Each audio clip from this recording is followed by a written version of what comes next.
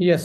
Start करते हैं और सबका स्वागत है, वेलकम है आज के सेशन में। Like to welcome all of you in today session. और आज today's we are going to take care of your age, longevity, health span with a very innovative product that is young fuel. आज young fuel के बारे में हम बात करने वाले हैं, जो कि आप अपनी हेल्दी एजिंग को सिक्योर कर सकते हो। और ऐसी चीज़ें साथ में हम डिस्कस करने वाले हैं जिसमें जो आपकी हेल्थ स्पेन में और लाइफ स्पेन में कहीं ना कहीं सुधार करने वाली है। और बड़ा कॉन्शियस होकर आप सुन सकते हैं, और थोड़ी साइंस इसमें आज रहेगी। कोशिश की जाएगी कि आप वहाँ तक पहुँच पाएं। सो होपफुली आप तक मेरी वॉइस सही तरीके से पहुँच पा रही है। और हम इस सेशन को स्टार्ट करते हैं एक पीपीटी के माध्यम से। सबका स्वागत है। Can we share a PPT?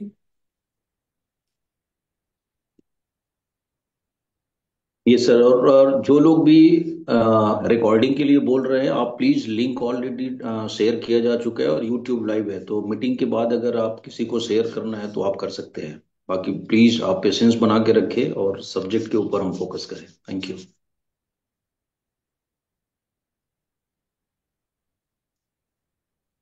Yes. Science of longevity. Science of longevity यानी कि ऐसी साइंस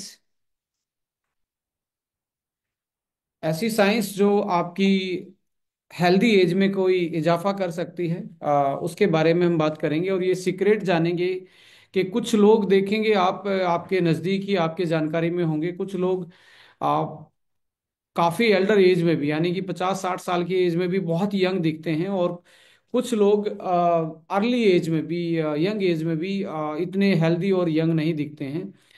इसके पीछे बहुत सारे रीजन हो सकते हैं। उनके डाइटरी हैबिट, उनका लाइफस्टाइल, और उनका जेनेटिक मेकअप, और उनके जीन के लेवल पे क्या क्या चेंजेस आते हैं, वो सारे फैक्टर आज आप लोगों के साथ शेयर किए जाएंगे। सो इसमें ageing is a new disease. आज के टाइम पे जो एजिंग है उसको साइंस ने माना है, एजिंग भी एक बीमारी की तरह है। इसको रोका जा सकता है, इसको स्लो किया जा सकता है, इसको स्टेबल किया जा सकता है। और बहुत कंट्रोल एनवायरनमेंट में, यानी कि बहुत अच्छी प्रैक्टिसेस के साथ, कुछ सप्लीमेंट्स के साथ, कुछ ऐसी लाइफस्टाइल मॉडिफिकेशन के साथ इसको रिवर्स भी किया जा सकता है। सो यदि साइंस के अकॉर्डिंग एजिंग की बात करें, सो एजिंग एक बायोलॉजिकल कॉम्प्लेक्स प्रोसेस है जिसमें जो प्रोसेस लगातार फिजियोलॉजिकल जो हमारे फंक्शन हैं।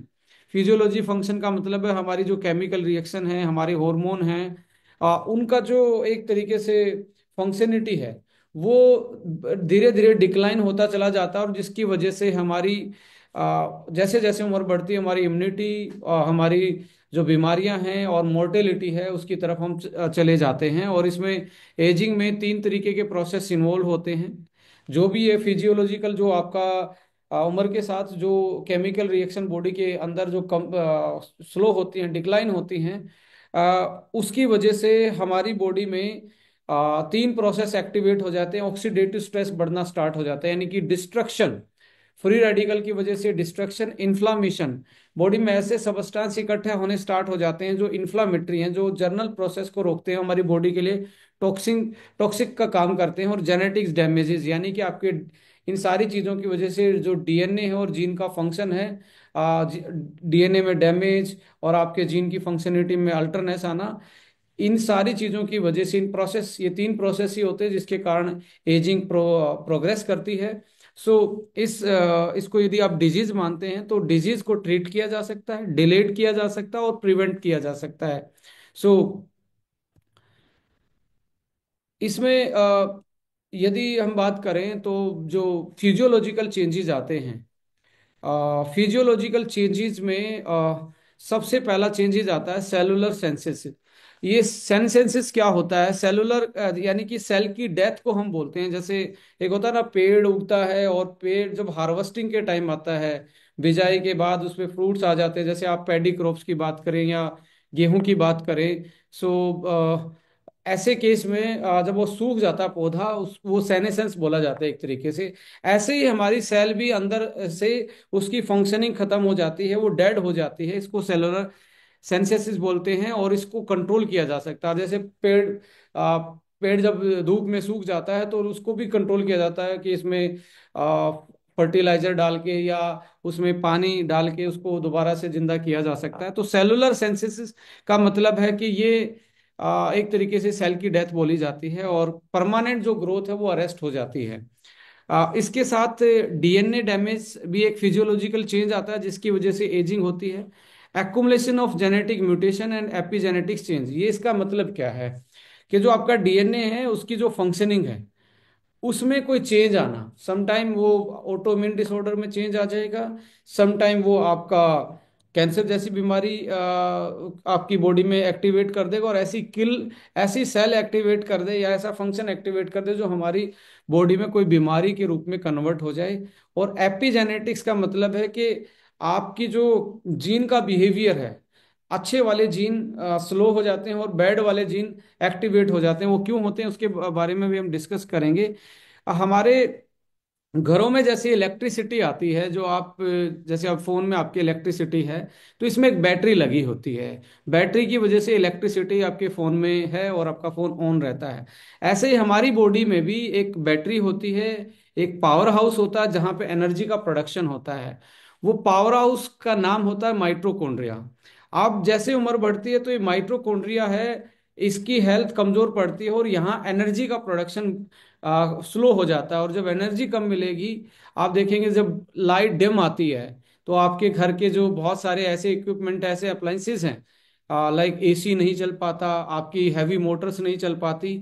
सेम लाइक दैट ऐसे माइट्रोकॉन्ड्रिया जो है विद द एज इसका नंबर भी कम हो जाता है सेल में और इसकी प्रोसेसिंग भी स्लो हो जाती है, जिसकी वजह से प्रॉपर एनर्जी का प्रोडक्शन नहीं हो पाता। और प्रॉपर एनर्जी का प्रोडक्शन नहीं हो पाएगा सो आपकी बॉडी की जो हैवी वाली प्रॉपर्टी है वो स्लो हो जाएंगी, जो जिसको ज़्यादा एनर्जी चाहिए, जैसे ब्रेन को ज़्यादा एनर्जी चाहिए। आप देखेंगे 40 साल की एज में आपके ब्रेन का जो प्रोसेस है, कग्निशन पावर है, वो स्लो होना स्टार्ट हो जाता है ड्यू टू आपका accumulation of toxins and mitochondrial जो डिसफंक्शनिंग है उसमें एक बहुत बड़ा रोल प्ले करता है। यानी कि एनर्जी का प्रोडक्शन कम होगा तो आपकी बॉडी की फंक्शनिटी भी कम होगी। प्रोटीन होम्योस्टेटिस डिस्ट्रप्शन का मतलब होता है कि आपकी बॉडी के जितने भी ऑर्गन हैं उसमें जो मसल है वो सेल से बनी होती है। जैसे आपके हार्ट में कोई हड्डी नहीं होती, वो बिल्कुल आपका सेल का ही एक पूरा ऑर्गन बना हुआ है। लीवर में जैसे कोई आपकी हड्डी नहीं होती, किडनी में कोई हड्डी नहीं होती। तो ये जो ऑर्गन है ये सेल से ही बेसिकली बने हुए, टिश्यू से बने हुए हैं।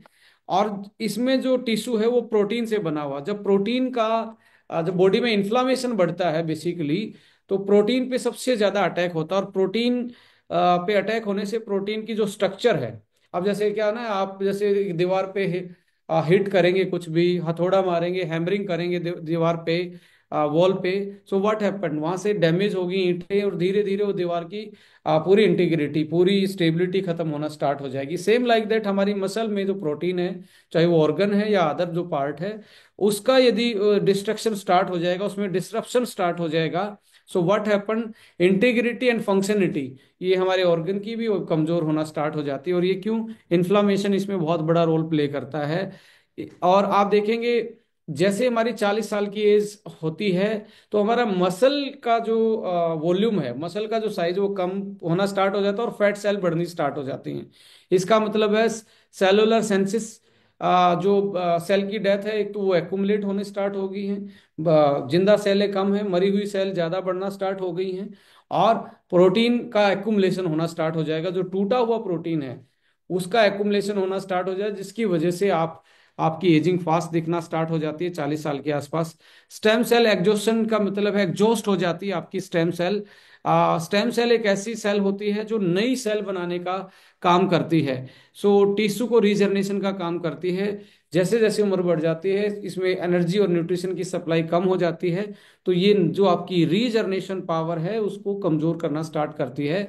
ये हमारी बॉडी में इस तरीके से एजिंग आती है, या तो सेलुलर सेल के मर जाने से, या डीएनए में डैमेज की वजह से, या माइटोकॉन्ड्रिया की फंक्शनिंग कमजोर पड़ना, या प्रोटीन पे अटैक हो जाना किसी भी वजह से, आपके इम्यून सिस्टम की वजह से, या अदर जो प्रोटीन डैमेजिंग चीजें हैं, इन्फ्लामेशन है, इन्फ्लामेटरी प्रोडक्ट है हमारी बॉडी में, उनकी वजह से, या स्टेम सेल जो आपकी रीजनरेशन की पावर है आपकी सेल के पास, उसका एग्जॉशन पे जाना। तो ये कुछ चेंजेस आते हैं, इनमें से कोई भी चेंज आए तो हमारी एजिंग को फास्ट करता है। तो यदि इन इन सारी चीज़ों को हमने बचा के रख लिया, इनको हमने सेव करके रख लिया, तो इनको हमने केयर करके रख लिया, तो आप अपनी एजिंग को स्लो कर सकते हो, रिवर्स भी कर सकते हो, स्टॉप भी कर सकते हो, एक्सटेंड कर सकते हो लाइफ को, और हेल्दी और यंग जी सकते हो। तो इसमें ये कैसे चेंज आ सकते हैं, इस पे भी हम बात करेंगे।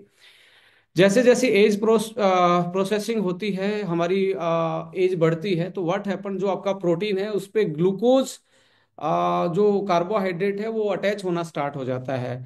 अब जैसे कार्बोहाइड्रेट ग्लूकोज के साथ अटैच होगा, जैसे इसके साथ कोई चीज अटैच होगी, अब कार्बोहाइड्रेट अटैच होने के कारण ऑक्सीडेशन होना स्टार्ट होगा आपके प्रोटीन में, और ऑक्सीडेशन होगा तो प्रोटीन डैमेज होगा। जो मैं बात कर रहा था वो इसी तरीके से है। जैसे इन्फ्लामेशन था, वो आपके प्रोटीन को डिग्रेड कर सकता है आपकी बॉडी में, ऐसे चीजों को एक्टिवेट कर सकता है जिसकी वजह से आपकी बॉडी में ऑटोइम्यून डिसऑर्डर, कैंसर जैसी चीजें आ सकती हैं। ऑक्सीडेटिव स्ट्रेस यानी कि फ्री रेडिकल का जो प्रोडक्शन है वो बढ़ जाएगा आपकी बॉडी में, जिसकी वजह से सेल ज्यादा डैमेज होंगी, सेल डेड हो सकती हैं, और सेल अपना बिहेवियर या अपनी जो नॉर्मल फंक्शनिटी है उसको अनबैलेंस हो सकती है, और आपका एंटीऑक्सीडेंट जो डिफेंस सिस्टम है वो कमजोर पड़ जाता है। तो ये जो एज है, एजिंग है, उसका प्रोसेस इस तरीके से इन तीनों चीजों में से भी हो सकता है केमिकल लेवल पे। हॉलमार्क जो हैं, जीनोम इंस्टेबिलिटी, डीएनए का ब्रेक डाउन होना। एक टीलोमर होता है, टीलोमर का मतलब है जैसे एक बीज होता है, एक सीड होता है, उसको आप जमीन में डालते हो तो वो पूरा पौधा बना देता है।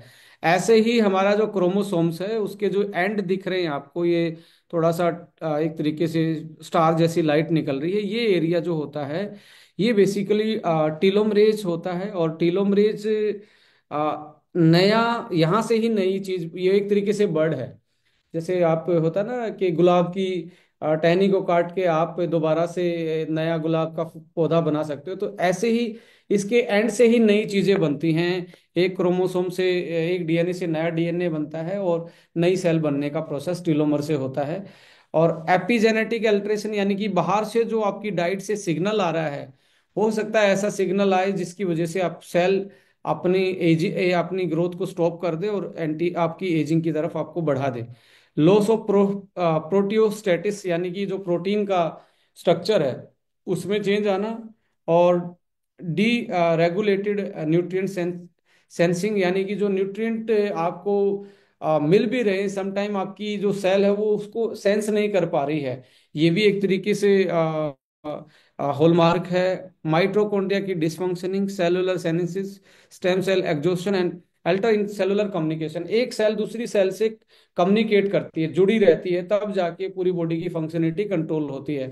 सपोज करो अभी जैसे आप ये हाथ को एक तरीके से ऐसे इस फॉर्म में, इस शेप में लेके जाएंगे, तो ऐसा नहीं है कि इस उंगली ने ही इशारा दिया, ब्रेन ने इशारा दिया नर्वस सिस्टम ने कि ये आपको ऐसे प्रोसेस करना है। तो सारी सेल एक दूसरे के साथ कनेक्टेड हैं, तो सारी सेल इकट्ठी होकर फंक्शन करती हैं। तो ये विद द सेलुलर कम्युनिकेशन भी कम हो जाता है, जिसकी वजह से बॉडी में बहुत सारे डिस्ट्रक्टिव चेंजेस आते हैं। सो आज के टाइम पे हमारा जो केमिकल का एक्सपोजर है बेसिकली वो भी बढ़ा हुआ है। पेस्टिसाइड्स का फूड में आना, आपके पोल्यूशन का ज़्यादा, पोल्यूटेंट का ज़्यादा आपके एयर के थ्रू एक्सपोजर होना, या हमारे इनबोर्न जो प्रोसेसिंग के टाइम पे हमारी फूड में जैसे फ्री फैटी एसिड है, जो हेल्दी वाला जो आपका ओमेगा फैटी एसिड था वो चेंज हो गया फ्राई के टाइम पे, या अदर केमिकल्स जो फ्राई के टाइम पे चेंज हुए, जो हमारी बॉडी में कोई कुछ ना कुछ जीन में म्यूटेशन कर सकते हैं, वो भी उसका एक्सपोजर ज़्यादा हुआ, उसकी वजह से भी आज आप देखेंगे एजिंग फास्ट हो रही है। और मैं टेलोमरेज के बारे में बात कर ही चुका हूँ, तो टेलोमर लेंथ, यदि जो आपका टेलोमर की लेंथ ज़्यादा होगी तो नया डीएनए फॉर्मेशन होगा, और नया डीएनए फॉर्मेशन होकर नई सेल बन सकती है। अब जो डीएनए की भी स्ट्रक्चर है उसमें मिथाइलेशन एक ऐसी बॉन्डिंग होती है जिसकी वजह से वो आपकी फंक्शनिटी को बेटर कर सकता है। यानी कि डीएनए की फंक्शनिंग बेटर बेटर रहेगी तो आपकी सेल की फंक्शनिंग बेटर रहेगी। तो इसमें मिथाइलेशन, जैसे आज B12 की डेफिशिएंसी बहुत सारे लोगों में है, अब B12 डीएनए की मिथाइलेशन में बहुत हेल्प करता है। आप B12, जिसका पेट खराब रहता है उसकी बॉडी में B12 की कमी रहती है, और बहुत सारे लोगों में क्रोनिकल B12 की डेफिशिएंसी है, जिसकी वजह से डीएनए लेवल पे जो मिथाइलेशन प्रोसेस है, जो डीएनए को की इंटीग्रिटी, डीएनए को कॉम्पैक्ट रखता है, और यदि वो कॉम्पैक्ट रहेगा तभी वो फंक्शन कर पाएगा। तो मिथाइलेशन एक तरीके से इंटीग्रिटी ऑफ डीएनए को बैलेंस करता है, और यदि डेफिशिएंसी है तो मिथाइलेशन कम प्रोसेस कमजोर पड़ेगा और आपका डीएनए की फंक्शनलिटी कमजोर होगी। हिस्टोन मॉडिफिकेशन, इसमें हिस्टोन प्रोटीन होते हैं जो डीएनए के न्यूक्लियोटाइड्स को एक दूसरे के साथ जोड़ते हैं। हिस्टोन प्रोटीन में भी मॉडिफिकेशन आता है, जिसकी वजह से आपको जीन लेवल पे एजिंग आपकी फास्ट होती है। कुछ लोग इसमें जो हमारे लेमन लोग हैं वो इसमें थोड़ा सा सोचेंगे ये कैसी लैंग्वेज है। लास्ट में मैं एक पेन पेपर पे भी इस पूरे प्रोसेस को समझाऊंगा कि आप आराम से समझ पाएंगे लेमन लैंग्वेज में। इसके अलावा लास्ट 30 साल की बात की करी जाए तो आप देखेंगे हमारी जो जीवन में एक्सपोजर है, एयर पोल्यूशन ज़्यादा ही बढ़ा है पिछले 30 साल में। यूवी रेडिएशन का एक्सपोजर बॉडी पे ज़्यादा है। एंडोक्राइन डिसरप्टिंग केमिकल्स, जैसे आप देखेंगे केमिकल्स आपकी प्लास्टिक को गर्म करके जो खाना खा रहे हैं, या उसमें फ्राई चीज़ें डाल के खा रहे हैं, या बोतल वाटर बोटल्स हैं, ऐसे केमिकल जो हमारे एंडोक्राइन सिस्टम है। और ये एंडोक्राइन सिस्टम क्या है? जो हमारी ब्रेन बॉडी कोऑर्डिनेशन को कुछ केमिकल प्रोड्यूस करके उसको कंट्रोल करता है, इसको एंडोक्राइन सिस्टम बोलते हैं। जैसे थायराइड भी उसका एक पार्ट है। बहुत सारे लोग, सबने थायराइड के बारे में सुना है। इसकी फंक्शनिंग हल्की सी भी चेंज हो जाएगी, वो किसी में मोटापा आ सकता है, किसी का वेट एकदम से कम हो सकता है। स्वेलिंग, वाटर का एक तरीके से एडिमा टाइप की कंडीशन, ये सारी क्या है? एंडोक्राइन ही हमारा कंट्रोल करता है। पेस्टिसाइड, हर्बिसाइड, इनका एक्सपोजर आप देखेंगे तो बढ़ा है, और ये सारे हमारी एजिंग को क्या करते हैं? फास्ट करते हैं। डिक्रीज क्या हुआ है? एक्सपोजर देखेंगे तो नेचुरल लाइट, आज हम धूप में धूप के कांटेक्ट में, सनलाइट के कांटेक्ट में बहुत कम रहते हैं, जिसकी वजह से हमारी बॉडी में जो वाइटल चेंजेस हैं, जो जो धूप के कारण ही आते हैं, जो सनलाइट की वजह से ही आते हैं, वो नहीं हो पाते। जैसे विटामिन D3 का जो सिंथेसिस है, प्रोडक्शन है, वो सनलाइट के बगैर नहीं होता है बॉडी में। और दूसरे चेंजेस, इम्यूनिटी बूस्टर का भी काम करता है, और बहुत सारे ऐसे फोटो सेंसिंग हमारी बॉडी में चीज़ें होती हैं जो लाइट के एक्सपोजर के बाद ही एक्टिवेट होती हैं। जैसे आपकी आईज भी जो है, एक तरीके की लाइट में यदि रहेंगी तो आपका जो विजन है वो जल्दी, मैकुलर डीजनरेशन है वो जल्दी होना स्टार्ट हो जाता है। फ्रेश एयर, क्लीन वाटर, इन सारी चीज़ों का ये सारी चीज़ कम हुई है हमारी लाइफ में। सो मोरल ऑफ स्टोरी बात करें तो एनवायरमेंट फैक्टर, केमिकल जो हाजार्डियस केमिकल थे वो हमारी लाइफ में ज़्यादा इन्वॉल्व हुए हैं, और नेचुरल चीज़ें कम हो गई हैं हमारी लाइफ में। इसके साथ बायोलॉजिकल मार्कर्स की आप देखें तो केमिकल लेवल पे जो टीलोमरेज था, यानी कि जो बीज था जो नई सेल बना सकता था, उसकी लेंथ शॉर्टनिंग होती है। यदि आप 30 साल के होते तो हर साल 1 से 2% वो शॉर्ट हो जाती है। पर आज के जीवन में देखा जाए तो 3 से 5% पर ईयर ये शॉर्टनिंग हो रही है। यानी इसका मतलब है कि हमारी एजिंग जो है, एंटी एजिंग फैक्टर और रीजनरेशन पावर जो है, वो हर साल 5% फास्ट हो रही है। जो पहले 2% तक हाईएस्ट रहती थी, वो 5% तक हो गई है। एपिजेनेटिक्स एज एक्सेलरेशन, यानी कि एज जल्दी बढ़ना, एपिजेनेटिक्स की वजह से जो जीन का बिहेवियर है वो 1 से 2% उसमें चेंज आता था, अभी 2 से 5% तक चेंज आ रहा है। इन्फ्लामेशन जो है बॉडी में, वो पहले मॉडरेट रहती थी, नॉर्मल थी, अभी क्रोनिकल और लो ग्रेड इन्फ्लामेशन बॉडी में बहुत ज़्यादा है, जिसकी वजह से आप देखेंगे बहुत ज़्यादा हमारी फास्ट एजिंग हो रही है। लाइफस्टाइल चेंजेस भी बहुत बड़े इसमें रोल प्ले करते हैं फास्ट एजिंग में। जैसे आप स्क्रीन टाइम बहुत ज़्यादा देंगे तो आपका नर्वस सिस्टम जो है, आपकी नर्व सेल जो है, ब्रेन की जो सेल हैं, उनकी एजिंग फास्ट हो जाएगी, और आपको देखेंगे थोड़े दिन में आप की जो मेमोरी है या आपकी जो अलर्टनेस है उसमें कमजोरी आएगी। आपकी जो हेल्दी स्लीप साइकिल है वो अनबैलेंस होगा, आपके मूड स्विंग होंगे, और आपको एक कंटिन्यू एक ब्लू लाइट के एक्सपोजर मिल रहा है, जिसकी वजह से आपके ब्रेन में एक ऐसी चीजें ऐसे चेंजेस ब्रेन की सेल में आते हैं जो उसके लिए डिस्ट्रक्टिव हो सकते हैं। और फिजिकल एक्टिविटी का कमजोर पड़ना, यानी कि हम लेस फिजिकल एक्टिव हैं, जिसकी वजह से एक स्टडी के अकॉर्डिंग माना जाता है यदि दिन में 20 मिनट आप वॉक करते हैं तो आपका ब्रेन और आपकी मेमोरी जो है वो लगभग लगभग 40% एक्स्ट्रा एक्टिव रहती है जो फिजिकल एक्टिविटी करते हैं as compare to the sedentary life. तो बहुत बड़ा रोल प्ले करते हैं। और एक्सरसाइज करने वाले लोग बहुत कम डिप्रेशन में जाते हैं, आपने देखा होगा। अनहेल्दी डाइट भी हमारी फास्ट एजिंग करती है, जैसे प्रोसेस फूड का जो कंजप्शन है। आज आप देख लिए हर घर में एक पैकेट फूड मिलेगा, कहीं ना कहीं आपकी किचन में पैकेट फूड मिलेगा। और आज से 20 साल 30 साल पहले कोई पैकेट फूड का चलन नहीं था। पैकेट फूड में प्रेजर्वेटिव से लेके ऐसे केमिकल और उसकी हाई प्रोसेसिंग उसके न्यूट्रिशन को कम कर रही है, और उसमें ऐसी चीजें डेवलप हो जाती हैं जो हमारी हेल्थ के लिए कहीं ना कहीं दिक्कत करती है। न्यूट्रिएंट्स डेंस फूड, जो न्यूट्रिशन पावर थी वो कमजोर है आज खाने में, और कैलोरी ज्यादा है, और ऐसे केमिकल ज्यादा हैं जो हमारे लिए कहीं ना कहीं फास्ट एजिंग का कारण बनते हैं। क्रोनिकल स्ट्रेस जो है, इंक्रीज वर्किंग आवर्स, आप देखेंगे पहले के लोग लंच टाइम में भी 1 से 1.5 घंटे एक नैप लेते थे, दिन में 1 घंटे की 1.5 घंटे का रेस्ट करके सोते थे, क्योंकि उनकी फिजिकल मेहनत ज्यादा होती थी।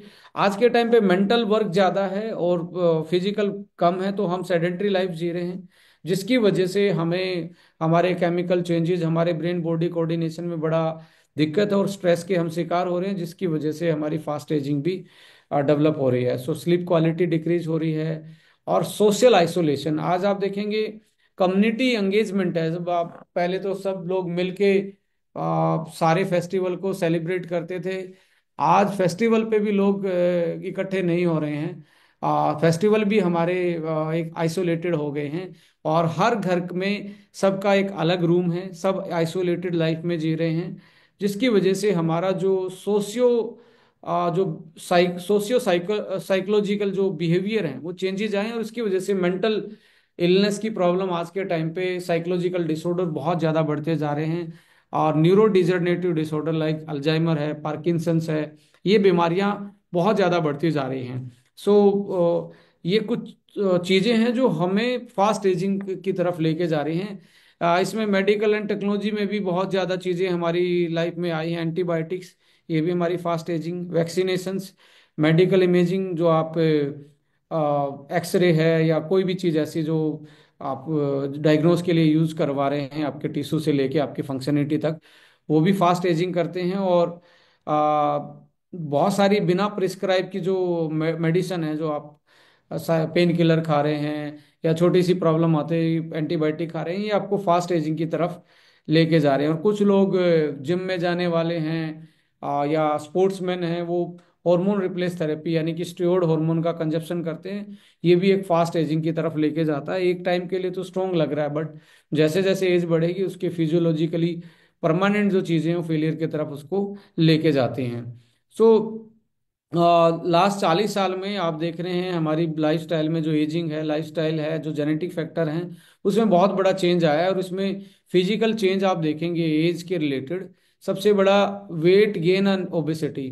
पहले की लाइफ में फिजिकली फूड सही था, हैबिट सही थी, सेडेंट्री लाइफ नहीं था, तो ओबेसिटी नहीं थी। बट आज आप देखेंगे 25 से 26 साल की एज में फैट सेल बढ़ना स्टार्ट हो जाता है, जो कि पहले ऐसा नहीं होता था तो लोग 50 साल के आसपास जाके ऐसी चीजें फील करते थे, जो आज 25 साल की एज में लोग फील कर रहे हैं। Weight gain and obesity, muscle का मास कम और फैट सेल का मास ज्यादा, मसल स्ट्रेंथ कम, जिसकी वजह से आपकी जॉइंट्स की मूवेबिलिटी और जॉइंट्स पे प्रेशर ज्यादा पड़ रहा है। और जैसे आपके घुटने पे आज आप देखेंगे ना, ऑलमोस्ट 40 50 साल की एज में जॉइंट्स की प्रॉब्लम मैक्सिमम लोगों है, किसी को यूरिक एसिड की है, किसी को कार्टिलेज की प्रॉब्लम है।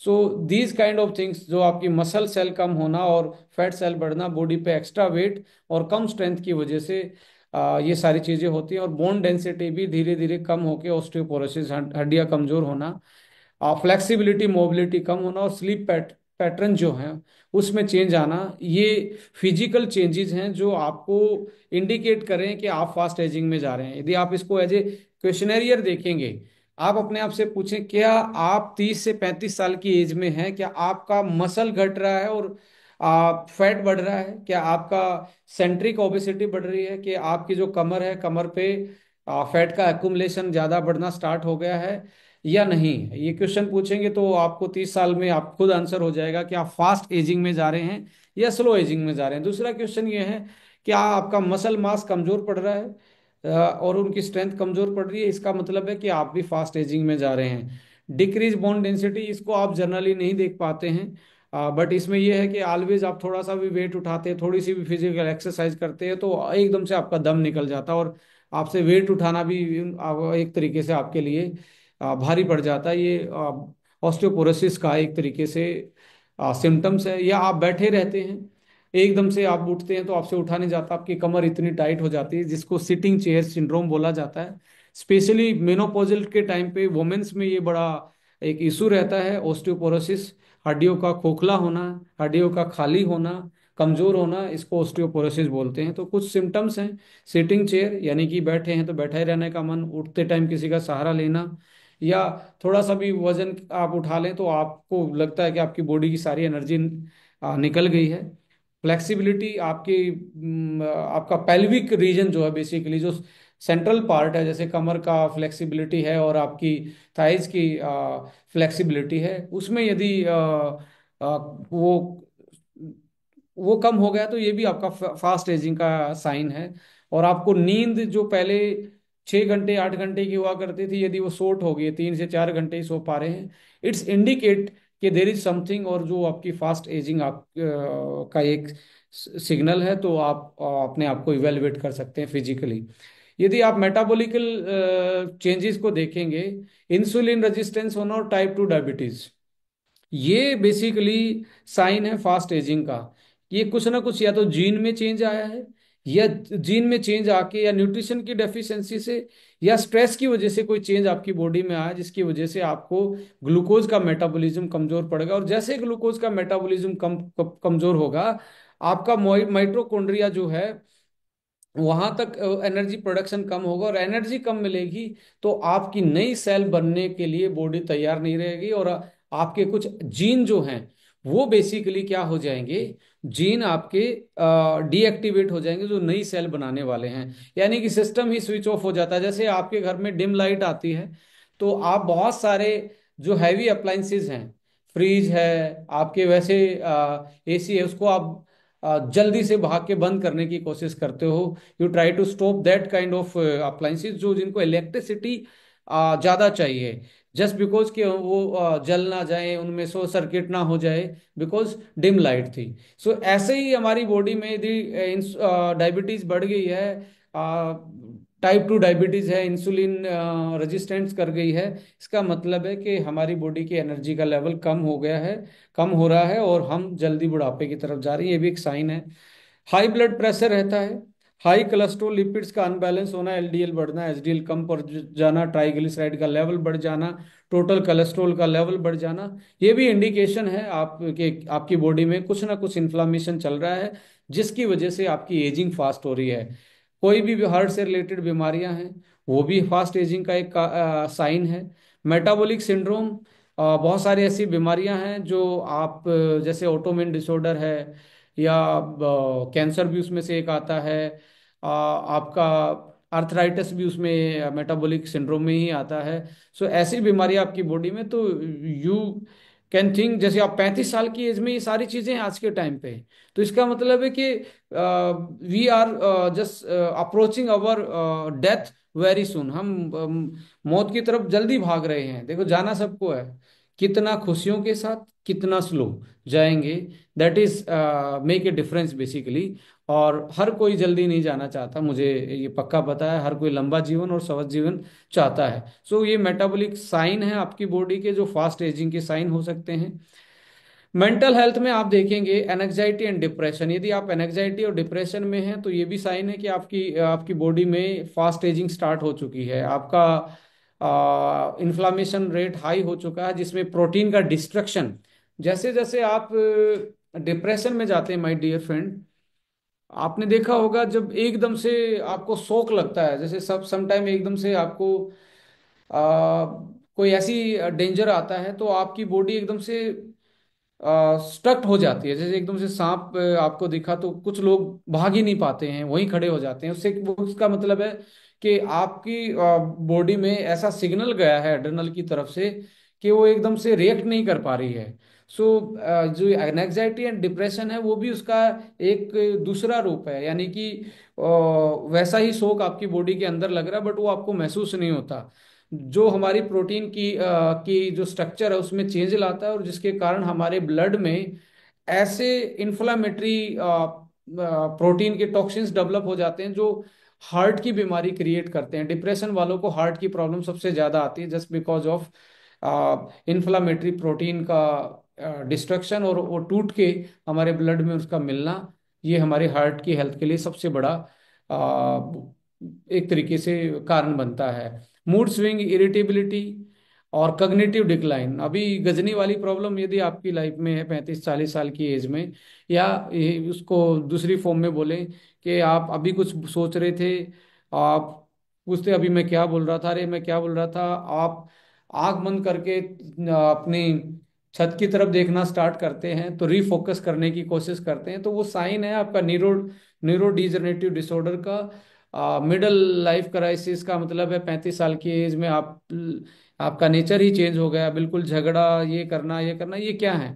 मेंटल हेल्थ के साइन है, और ये एजिंग के, फास्ट एजिंग के भी साइन है। हार्मोनल चेंजेस भी एजिंग के साइन होते हैं, जैसे मेल मेनोपॉज भी आता है। अब फीमेल के आपने इसको एंड्रोपॉज बोलते हैं, उसको मेनोपॉज बोलते हैं। एंड्रोपोज में मेल का जो हार्मोन का प्रोडक्शन है, बेसिकली टेस्टोस्टेरोन का, वो कम हो जाता है, जिसकी वजह से erectile dysfunctioning, premature ejaculation, sperm count कम होना। ये यदि आपको 50 साल से पहले इतना डिक्लाइन आ रहा है, इसका मतलब है आपकी एज जो बहुत फास्ट है, और इसका जो वाइटलिटी जो है आपके लिए, वो भी एक साइन बनती है। यदि आपको इरेक्टाइल डिसफंक्शनिंग फील हो रहा है, प्री मेच्योर इजैकुलेशन फील हो रहा है, तो ये क्या है? ये साइन है आपके फास्ट एजिंग के। और प्री मेनोपॉजल जो सिम्टम्स हैं फीमेल में, हार्मोन चेंजेस या पीरियड साइकिल का 35 साल 30 साल में ही अनबैलेंस होना, किसी को 60 डेज में ही जो 28 दिन की साइकिल है वो एक्सटेंड हो गई है, किसी की शॉर्ट हो गई है। ये क्या साइन है? ये these are the sign of fast ageing basically. Thyroid issue है, हाइपरटेंशन, या सॉरी हाइपोथायरॉयडिज्म, ये भी एक साइन है। और एडर्नल फटीग, यानी कि आपकी बॉडी में इतना स्ट्रेस लेवल बढ़ा रहता है, जिससे आपकी बॉडी में ऑटोइम्यून डिसऑर्डर से लेके फाइट फ्राइट, वो फियर वाला हमेशा आपको डर लगता रहता है कि पता नहीं क्या हो जाएगा, ये हो जाएगा। बहुत सारे लोग साइकोलॉजिकली बीमार हो जाते हैं। सो एडर्नल फटीग भी एक उसमें एक बड़ा रोल प्ले करता है, कि वो कोर्टिसोल बना बना के अपने आप में एक तरीके से बॉडी में ऐसा फटीग लेके आता है, ऐसी ऐसी चीज, ऐसे चेंजेस लेके आता है, जिसकी वजह से आप फास्ट एज होना स्टार्ट हो जाते हैं। क्रोनिकल डिजीज भी एजिंग के कारण ही बहुत ज्यादा आती हैं, जैसे अर्थराइटिस है, ऑस्टियोआर्थराइटिस, या रोमेटॉइड अर्थराइटिस जो है, ये एजिंग का ही एक सिग्नल है बॉडी में। Asthma, chronicle obstructive pulmonary disease, COPD, chronicle disease, kidney की बीमारी, लीवर डिजीज, कैंसर, ये आप जितनी भी चीजें ऊपर देख रहे हैं, इसमें कोई भी बैक्टीरिया वायरस का कोई रोल नहीं होता, तो बॉडी में ही खुद चेंज आते हैं, और उन चेंजेस की वजह से ही बॉडी में ये डिस्ट्रक्शन होता है, और कहीं ना कहीं सिम्टम्स के रूप में, अर्थराइटिस के रूप में, अस्थमा के रूप में, किडनी फिल्ट्रेशन के रूप में, फैटी लिवर के रूप में, सिरोसिस के रूप में, और कैंसर जैसी बीमारी, ये क्या है? फास्ट एजिंग का ही ये साइन है। न्यूरोलॉजिकल इश्यूज क्या है? Ageing, migraines, headache, neuropathy, Parkinson's, multiple sclerosis, stroke and transient, जो TIA है, यानी कि आपका बार बार में एक तरीके से ब्रेन में स्ट्रोक आना, या न्यूरोलॉजिकली एकदम से शोक लगना, ऐसे क्या है? These are the sign of ageing, basically fast ageing. Eye में भी आप देखेंगे एज रिलेटेड मैकुलर डिजनरेशन। यदि आपको 35 साल 40 साल की एज में ही आईज का जो विजन है कमजोर होना स्टार्ट हो गया, there is something inside your body, cataract, glaucoma, dry eyes, these are the symptoms of the fast ageing in 30s। Dental issues जैसे tooth decay, gum disease, tooth loss, like dry mouth, oral cancer, हमेशा सूखापन रहना आपके mouth में, these are all the symptoms of the ageing. और आपके digestive track में भी गैस्ट्रो इंटेस्टिनल जो इशू हैं उनका बढ़ना, वो भी फास्ट एजिंग, जैसे आईबीएस की प्रॉब्लम, इरिटेबल बाउल सिंड्रोम, आप जो खाते हैं या तो पेट में दर्द होना स्टार्ट होता है, गैस बनना स्टार्ट होती है, और अच्छे से आप 24 घंटे के अंदर फ्रेश ना हो पाना, ये आपके बाउल मोमेंट में कोई ना कोई दिक्कत चल रही है। या बार बार में खट्टी डकारें, एसिडिटी बनना, और इन्फ्लामेटरी बाउल डिजीज भी, और कोलन कैंसर, ये एजिंग का ही एक फास्ट एजिंग का एक साइन है। इसके साथ इम्यून सिस्टम में चेंजेस आते हैं, आपकी इम्यूनिटी वीक होना स्टार्ट हो जाती है। फ्लू, निमोनिया, वायरस का, बैक्टीरिया का इन्फेक्शन बार बार में आपको होना स्टार्ट होता है। और जो लोगों को ऑटोइम्यून डिसऑर्डर हो गया है, लाइक लूपस है, रोमेटाइड अर्थराइटिस है, ऐसे के ये इंडिकेट कर रहे हैं कि बॉडी फास्ट एजिंग में जा रही है। यदि आपकी स्किन में wrinkles, age spot, hair loss, greying fast हो रही है, मेंसुरेशनल यानी कि पीरियड साइकिल जो है इरेगुलरिटी हो रही है मेन में, वुमेन में, और मेन में इरेक्टाइल डिसफंक्शनिंग हो रही है, स्लीप एपनीपिया एक बीमारी है जिसमें आप एक तरीके से सोते टाइम पसीने आना, और ये सारे एकदम से नींद उखड़ जाना, these kind of the symptoms are the fast aging symptoms basically। Preventive जो मेथड है सबको मालूम है, बट मैं ब्रीफ आउट करना चाहता हूँ। रेगुलर एक्सरसाइज, रेगुलर एक्सरसाइज से होता क्या है, हार्मोन बैलेंस होगा, और इन्फ्लामेटरी जो चीजें हैं वो कम होंगी, और आपकी प्रोटीन की स्ट्रक्चर और आपका इंसुलिन का जो रेजिस्टेंस है वो ब्रेक होगा, जिसके कारण प्रोटीन की इंटीग्रिटी बनी रहेगी, और साथ में हार्मोन बैलेंस रहेगा, और आपका एनर्जी का प्रोडक्शन ज़्यादा होगा। और एनर्जी का प्रोडक्शन ज़्यादा होगा, माय डियर फ्रेंड, आपको मालूम है कि आपकी बॉडी में जो फंक्शनिटी है वो मेंटेन रहेगी। Balance diet, stress management, regular health checkup, screening test, जैसे बहुत सारे आपको यदि इशू हैं तो आपको हमेशा टेस्ट की तरफ जाना चाहिए। वैक्सीनेशन भी मैं बोलूँगा प्रिवेंटिव मेजर्स हैं। हेल्दी स्लीप हैबिट्स अपना बैलेंस कीजिए काम में, और आपकी रेस्ट का जो साइकिल है उसको बैलेंस कीजिए। और सोशल कनेक्शन और मेंटल जो आपका स्टिमुलेशन है, सोसाइटी के साथ एक बार दोबारा से कनेक्ट होने की कोशिश कीजिए।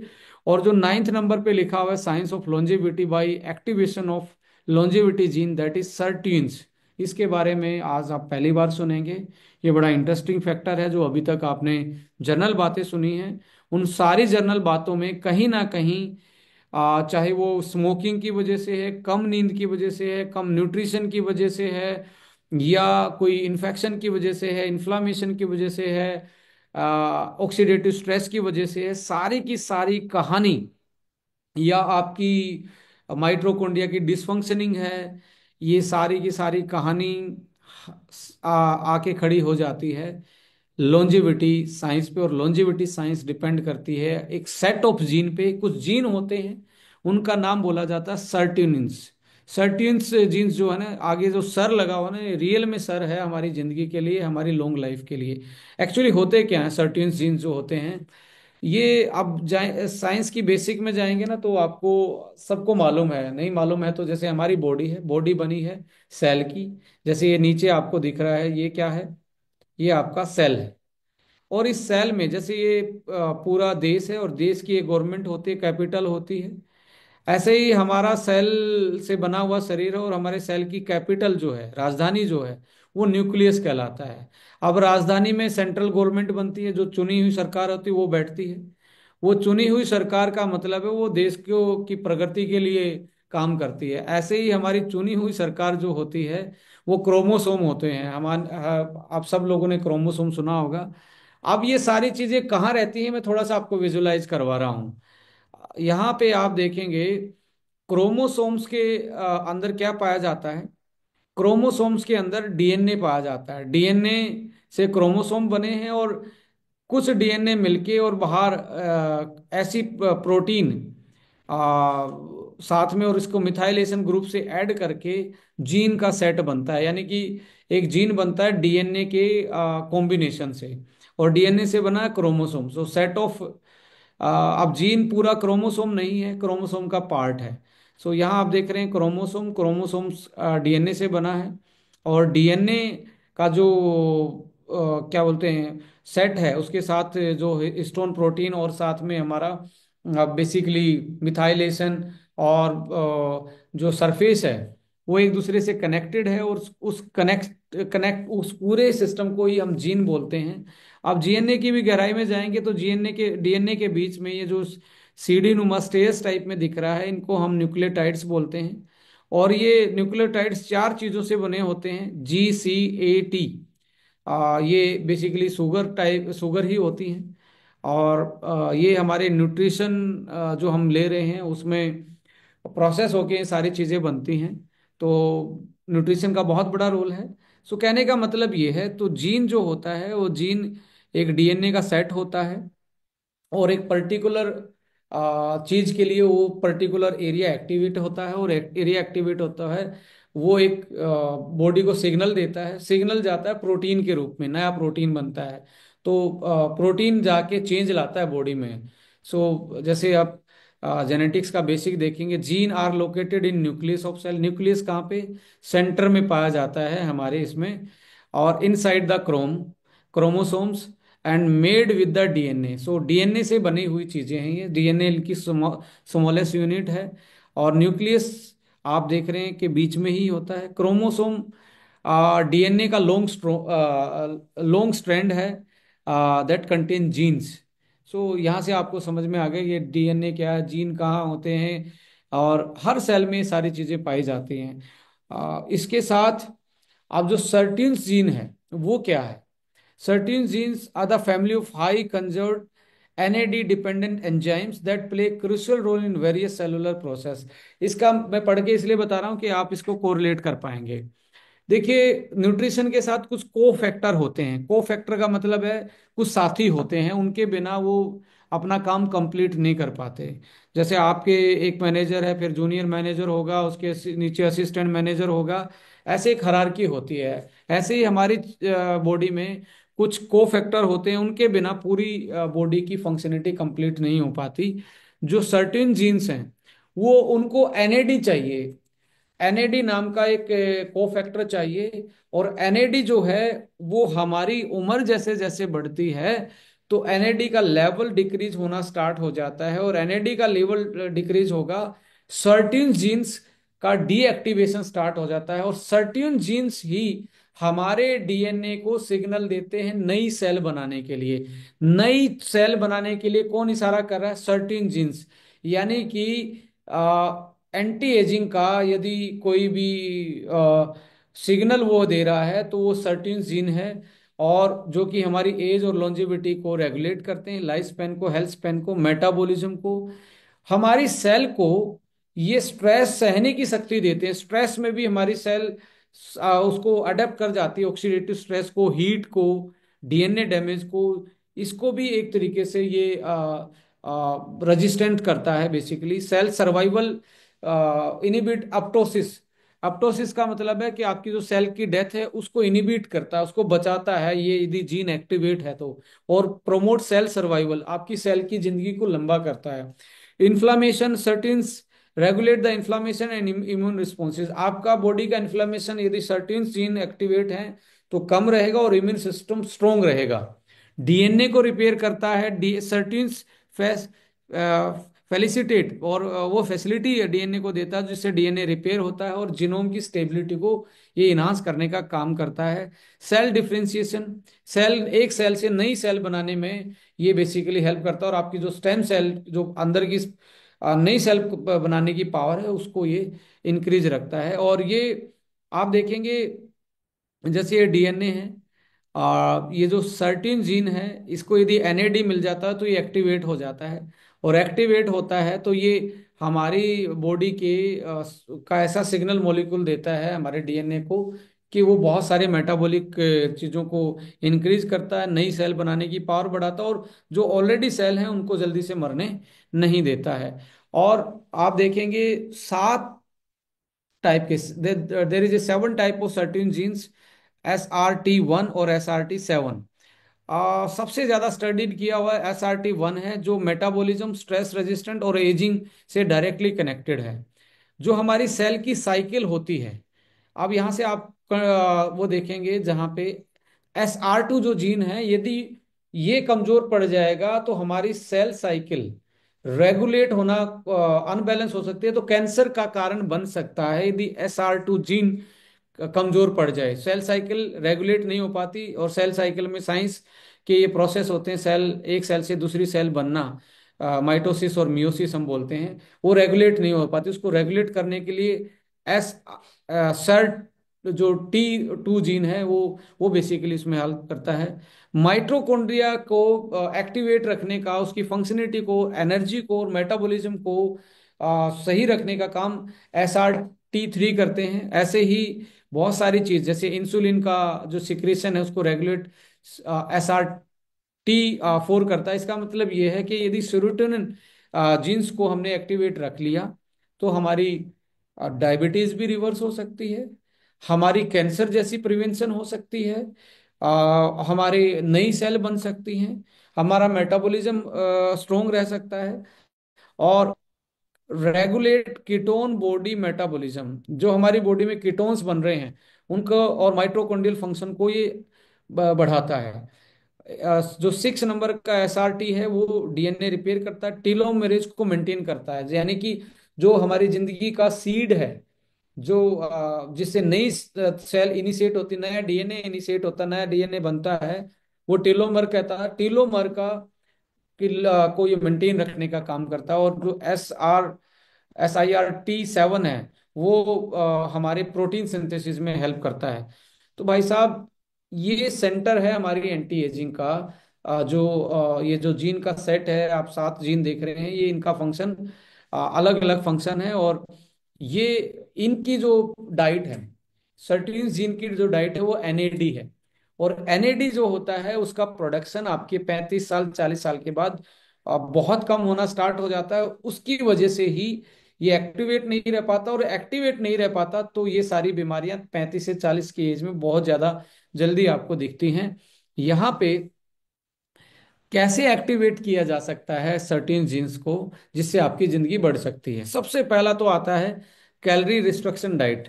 पहले की लाइफ में लोग, हमारे से पहली जनरेशन फास्ट रखते थे, इंटरमिटेटिंग फास्टिंग पे रहते थे, रात का खाना जल्दी खाते थे, और सुबह और रात के खाने में लगभग 14 घंटे 16 घंटे का गैप होता था, जिसकी वजह से बॉडी में ऐसा सिस्टम एक्टिवेट रहता था।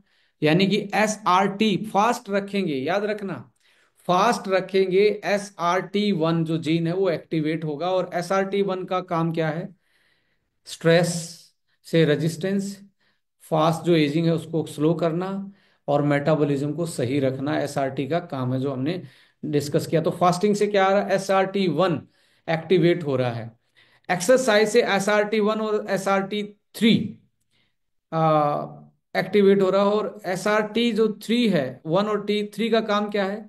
माइटोकॉन्ड्रियल फंक्शन, जो आपका एनर्जी का जो प्रोडक्शन है, पावर हाउस को ये स्ट्रोंग कर रहा है, और नई चीजों को बनाने के लिए जो एनर्जी चाहिए उसको रेगुलेट कर रहा है। सो एक्सरसाइज से आपको समझ में होगा। एक रेस्वेराट्रोल होता है हमारे बहुत सारे प्रोडक्टों में डला हुआ है, polyphenol found in the grapes. SRT1 gene को एक्टिवेट करता है my dear friend. SRT1 gene को एक्टिवेट करने का काम रेस्वेराट्रोल भी करता है। और एक NAD प्रीकर्सर बोला जाता है। NAD प्रीकर्सर, यानी कि किस चीज से NAD मिलता है, और NAD क्यों चाहिए? NAD चाहिए हमारे, ये जो SIRT जो जीन है 1 से लेके 7 तक, इनका भोजन है, इनका फूड है, इनकी डाइट है। यानी कि इनको एक्टिवेट करने के लिए ये NAD चाहिए। और NAD कहाँ से बनता है बॉडी में? NMN, यदि आप सप्लीमेंटेशन में करेंगे, और ये वेल स्टडी है, वेल स्टडीड है। NMN खाएंगे तो NAD बढ़ेगा, NAD बढ़ेगा तो सर्टीन्स जो जीन है वो एक्टिवेट होंगे। एक्टिवेट होते ही आपकी लाइफ में बहुत एनर्जी, आपकी स्किन की हेल्थ, आपकी डायबिटीज की कंडीशन, आपकी जो फास्ट एजिंग है वो स्लो, बहुत सारे चेंजेस आ सकते हैं। और बहुत क्लिनिकल ट्रायल पे, ये NMN सप्लीमेंटेशन पे क्लिनिकल ट्रायल हो चुकी है। एंड अदर कंपाउंड जैसे कर्क्यूमिन है, और EGCG, epi epigallocatechin gallate इसकी फुल फॉर्म होती है। ये एक्टिव मॉलिक्यूल एंटीऑक्सीडेंट पाया जाता है ग्रीन टी में बेसिकली। ये करक्यूमिन हल्दी में और ग्रीन टी में, ये भी हमारे सर्टीन्स को एक्टिव रखने में काम करते हैं। यदि आप ये चीजें ऐड ऑन करते हैं तो आपका सर्टीन्स जो जीन का सेट है वो एक तरीके से एक्टिवेट हो जाता है, और आपकी एजिंग क्या है वो स्लो हो जाती है, नई सेल बनेगी, और पुरानी सेल भी स्ट्रेस से लेके अपने आप की अपनी हेल्थ को मेंटेन रख पाएंगे, इन्फ्लामेशन कंट्रोल रहेगा, और बहुत सारी जो बीमारी इन्फ्लामेशन से फैलती हैं वो हमारी कंट्रोल रहेंगी। आप जैसे फास्ट रखते हो, एमटोर एक्टिविटी, ऑटोफेजी बढ़ती है, एमटोर एक्टिविटी बढ़ेगी और ऑटोफेजी बढ़ेगी तो व्हाट हैपन, सर्टेन जीन्स जो हैं वो एक्टिवेट होंगे, और सर्टेन जीन एक्टिवेट होंगे तो हमारा एक तरीके से बॉडी में स्ट्रेस से लेके आपके इन्फ्लामेशन को कंट्रोल करना स्टार्ट कर देंगे। यहाँ पे आप देखेंगे एनएमएन जो है वो चेंज होता है एनएडी में, और एनएडी जो है वो बेसिकली सर्टेन जीन्स को एक्टिवेट करते हैं। जैसे सर्टेन जीन्स एक्टिवेट होंगे माइटोकॉन्ड्रिया की फंक्शनलिटी बढ़ जाएगी। माइटोकॉन्ड्रिया क्या है? पावर हाउस है, इसी से ही हमारी एनर्जी बॉडी में बनती है। डीएनए का रिपेयर स्टार्ट हो जाएगा।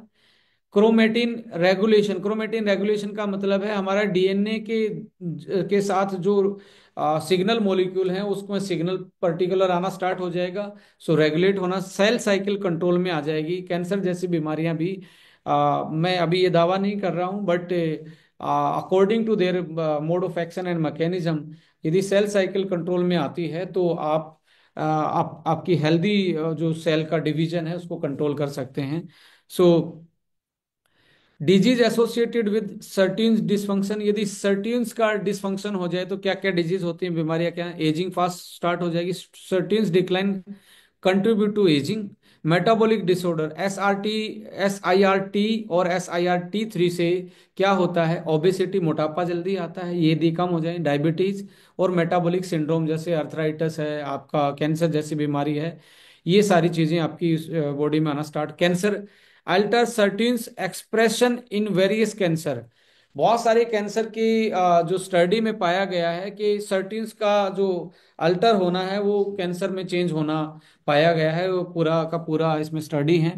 न्यूरो डिजनरेटिव डिसऑर्डर, SRT1 और SIRT2 जो है वो अल्जाइमर और पार्किंसर और जो हमारी न्यूरो डिजनरेटिव डिसऑर्डर उनसे डायरेक्टली जुड़े हुए हैं। यदि ये एक्टिवेट रहेंगे तो अल्जाइमर, पार्किंसंस, आपका दिमाग है वो बहुत अलर्ट पे रहेगा। और कार्डियोवास्कुलर डिजीज यानी कि हार्ट से रिलेटेड, SIR जो T1 है और T3 जो है वो इसको रेगुलेट करते हैं हमारी हार्ट के उसको। तो ये यदि इनकी डिसफंक्शनिंग होगी, ये सेट ऑफ जीन कमजोर पड़ेगा, ये बीमारियां आपकी बॉडी में आएंगी और फास्ट एजिंग हो जाएगी। और ये कमजोर कब पड़ता है? जब इसको NAD नहीं मिलता। NAD इसके लिए डाइट है, इसको एक्टिवेट रखता है। और NAD कहाँ से बनता है? NAD बनता है आपके, उसका NAD का प्रिकर्सर है NMN। एनएमन NAD आपकी यंग एज में बॉडी अपने आप सिंथेसिस करती है, और जैसे यंग एज, आप जैसे एजिंग जाती है तो NAD का प्रोडक्शन कम होता है और सर्टेन जीन्स की डिसफंक्शनिंग स्टार्ट होती है। और ये सारी चीजें जो स्क्रीन पे दिख रही हैं आपको, ये चेंजेस आपकी बॉडी में आते हैं। सो थेरेपेटिक पोटेंशियल भी बात करें तो सर्टेन्स को एक्टिवेट करके आप डिजीज के ट्रीटमेंट और प्रिवेंशन पे काम कर सकते हैं। NAD बूस्टर से, जैसे सप्लीमेंटेशन ऑफ NAD जो सर्टेन की एक्टिविटी बढ़ा देगा, और जो आपकी लाइफ एक्सटेंशन से लेके हेल्थ स्पेन तक बढ़ा सकता है, और आप अपने अकॉर्डिंग अपनी लाइफ को चूज कर सकते हैं। आप कितना हेल्दी रहना चाहते हैं, कितना फिट रहना चाहते हैं, कितना ग्लोइंग दिखना चाहते हैं, कितना यंग दिखना चाहते हैं, कितना बीमारियों से दूर रहना चाहते हैं, ये मैक्सिमम साइंस ने प्रूव कर लिया है कि सर्टीन जीन जो हैं वही इसमें सबसे बड़ा रोल प्ले करते हैं। और सर्टीन्स को NAD चाहिए और NAD NMN से आएगा। Food with anti ageing property, berries हैं, blueberries, raspberries, strawberries, leafy green, spinach, kale, बहुत सारी green vegetable, nuts and seed, almond, walnut, chia seed, इसमें फ्लैक्स सीड भी, आपका pumpkin seed, fatty fish, fermented food, green tea, dark chocolate, जो dark वाले हैं, हमारे यहाँ इंडिया में मिल्क बेस्ड ज़्यादा चॉकलेट आती हैं, सो कोकोआ बेस्ड जो चॉकलेट होते हैं उसमें पॉलीफिनोल्स ज़्यादा होते हैं, जिसकी वजह से हमारे एक तरीके से एंटी एजिंग का वो काम करती हैं। डाइटरी पैटर्न में जो एंटी एजिंग में आपको ध्यान रखना पड़ेगा, प्लांट बेस्ड डाइट सबसे ज्यादा एंटी इन्फ्लामेटरी एंटी एजिंग होती है, उसमें एंटीऑक्सीडेंट होते हैं। जो कैलोरी रिस्ट्रिक्टेड डाइट है, यानी कि या तो फास्टिंग कीजिए आप, या कैलोरी को रिस्ट्रिक्ट करके आप न्यूट्रिएंट्स डेंस फूड खाइए, ज्यादा मीठा या ज्यादा फास्ट फूड ना खा के आप रो फूड को ज्यादा खाएंगे, सीजनल चीजों को ज्यादा खाएंगे, अनप्रोसेस्ड फूड को ज्यादा खाएंगे, तो एंटी एजिंग का रोल प्ले करेंगे। और time restricted eating, time restricted का मतलब है रात का खाना और सुबह के खाने में 14 घंटे का मिनिमम गैप रखिए।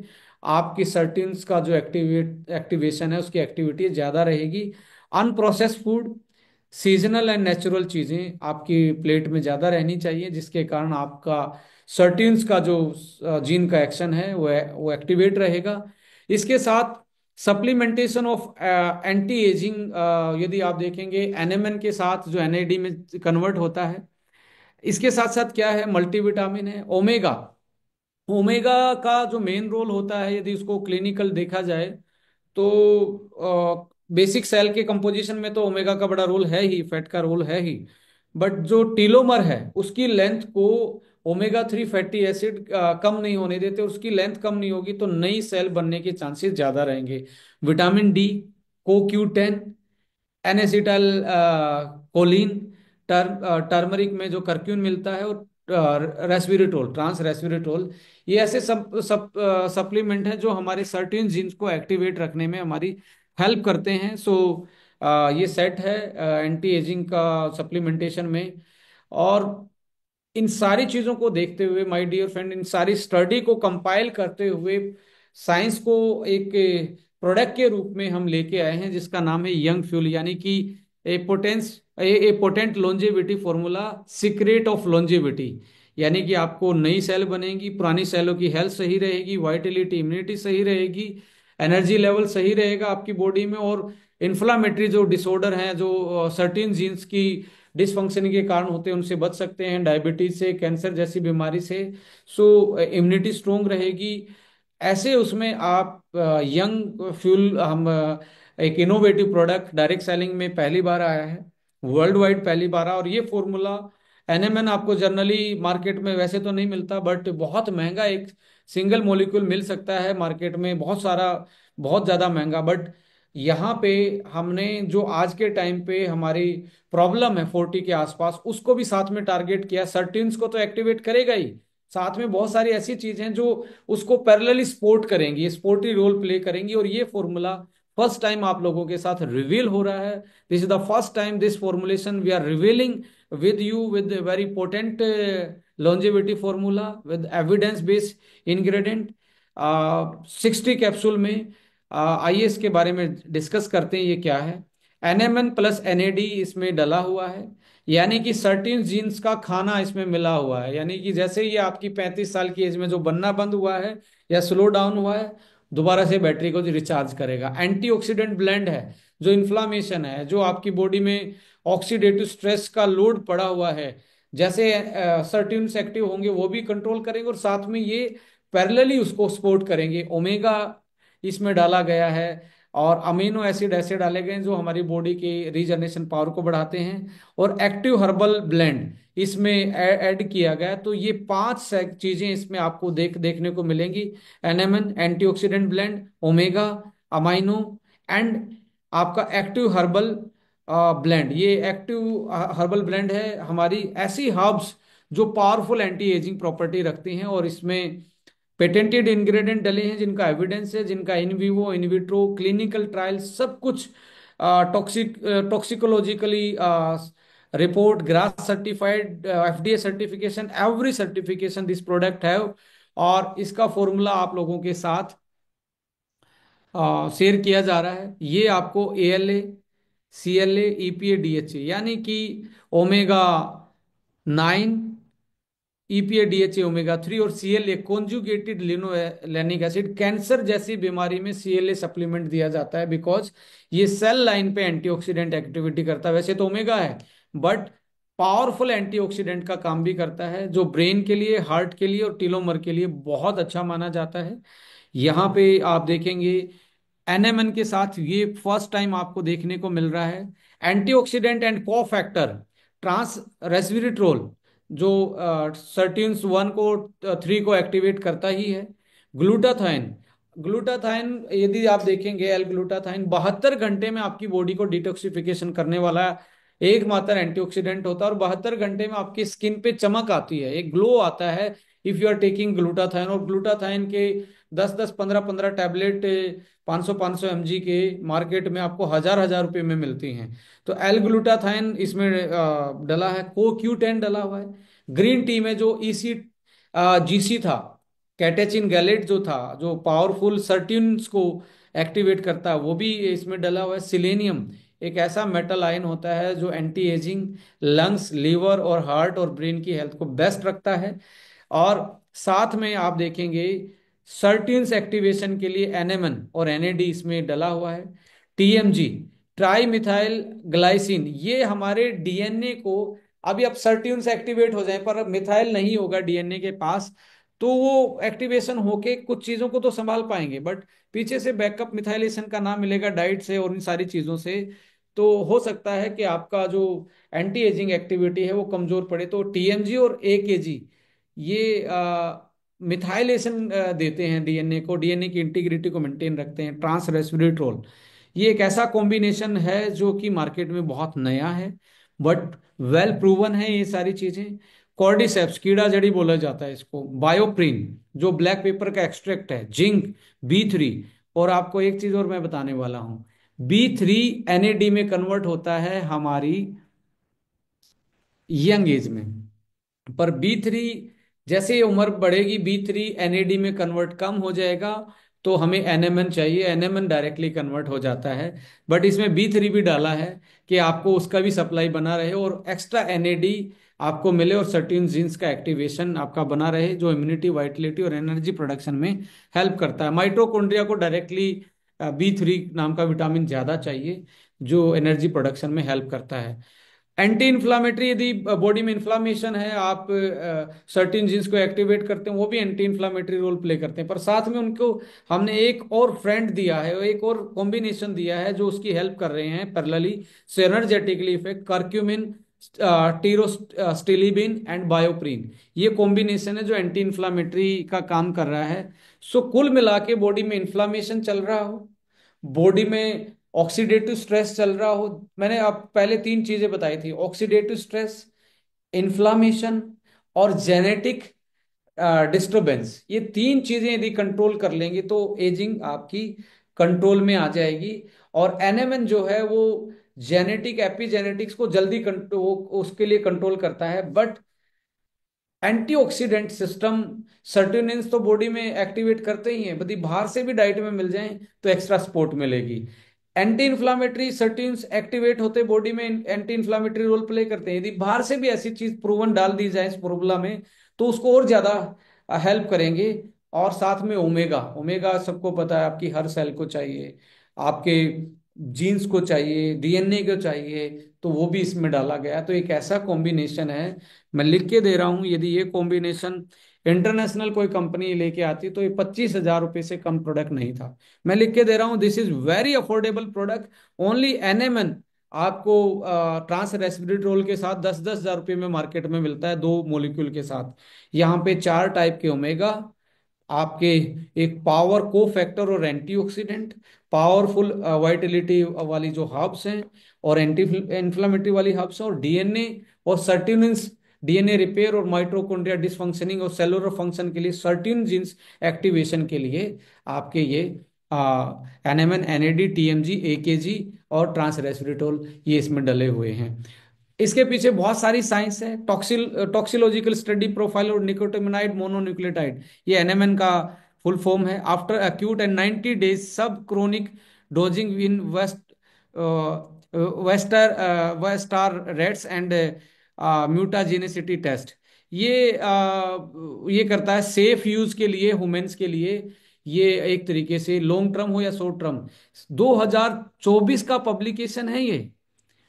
करंट रिसर्च इन टॉक्सिकोलॉजी, यानी कि 2024 में ये अभी स्टडी निकल के आई कि आप शॉर्ट टर्म यूज करो एनएमएन को या लॉन्ग टर्म यूज करो, इसका बॉडी पे कोई भी साइड इफेक्ट नहीं है, ये नॉन टॉक्सिक है। और ह्यूमन ट्रायल में देखेंगे, human trial explore anti ageing medicine, ये भी आप देखेंगे डेविड सिंक्लेयर नाम के एक साइंटिस्ट हैं हार्वर्ड यूनिवर्सिटी में, वो हेड ऑफ डिपार्टमेंट हैं, उनका ये पब्लिकेशन है नेचर में। उन्होंने समराइज किया है कि हमारा जो एनएडी है वो प्रिकर्सर है, हमारे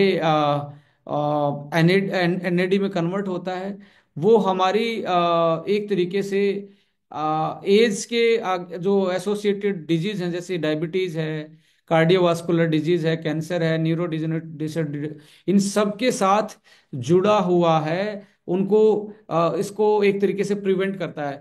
आप कब ये सोचेंगे कि मुझे डायबिटीज होगी तो मैं डायबिटीज की रिकवरी करूंगा, कैंसर होने के बाद इलाज करूंगा? 40 साल के आसपास यदि आप चाहते हैं ये सारी बीमारियां ना आए, यंग फील करें और आपकी हेल्थ स्पेन और लाइफ स्पेन अच्छा रहे, तो ये ह्यूमन ट्रायल में भी एंटी एजिंग मेडिसिन के रूप में पूरी तरीके से प्रूवन हो चुका है एनएमएन। और साथ में long term NMN treatment increase life span, यदि आप लंबे टाइम तक एनएमएन खाते हैं तो आप लाइफ स्पेन को बढ़ा,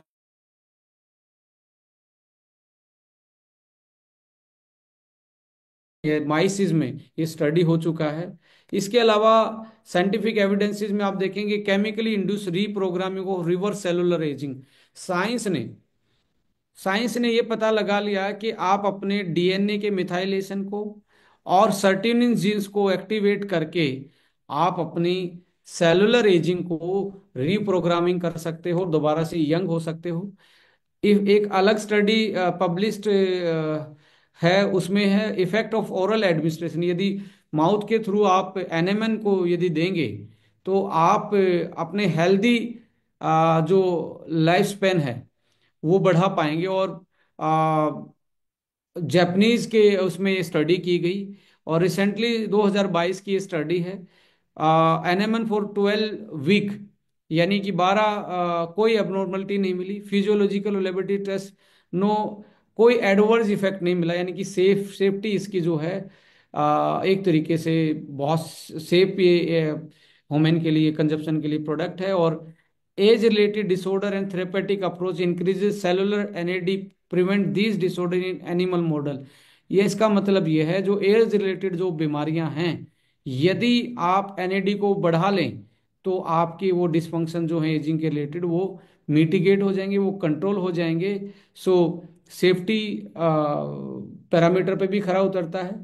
250 mg पर डे ये उसमें डाला गया था, वॉलेंटियर जो स्टडी की गई मैन पे ही स्टडी है, यानी कि ह्यूमन ट्रायल्ड है।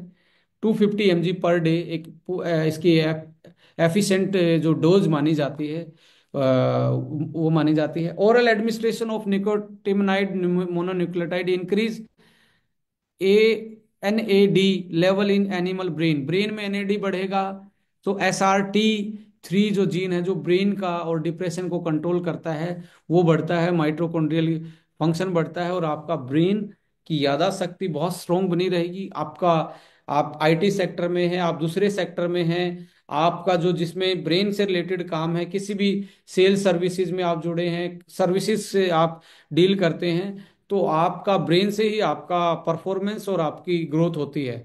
सो SIRT सर्टीन जीन 3 जो है वो ब्रेन के फंक्शन को कंट्रोल करता है।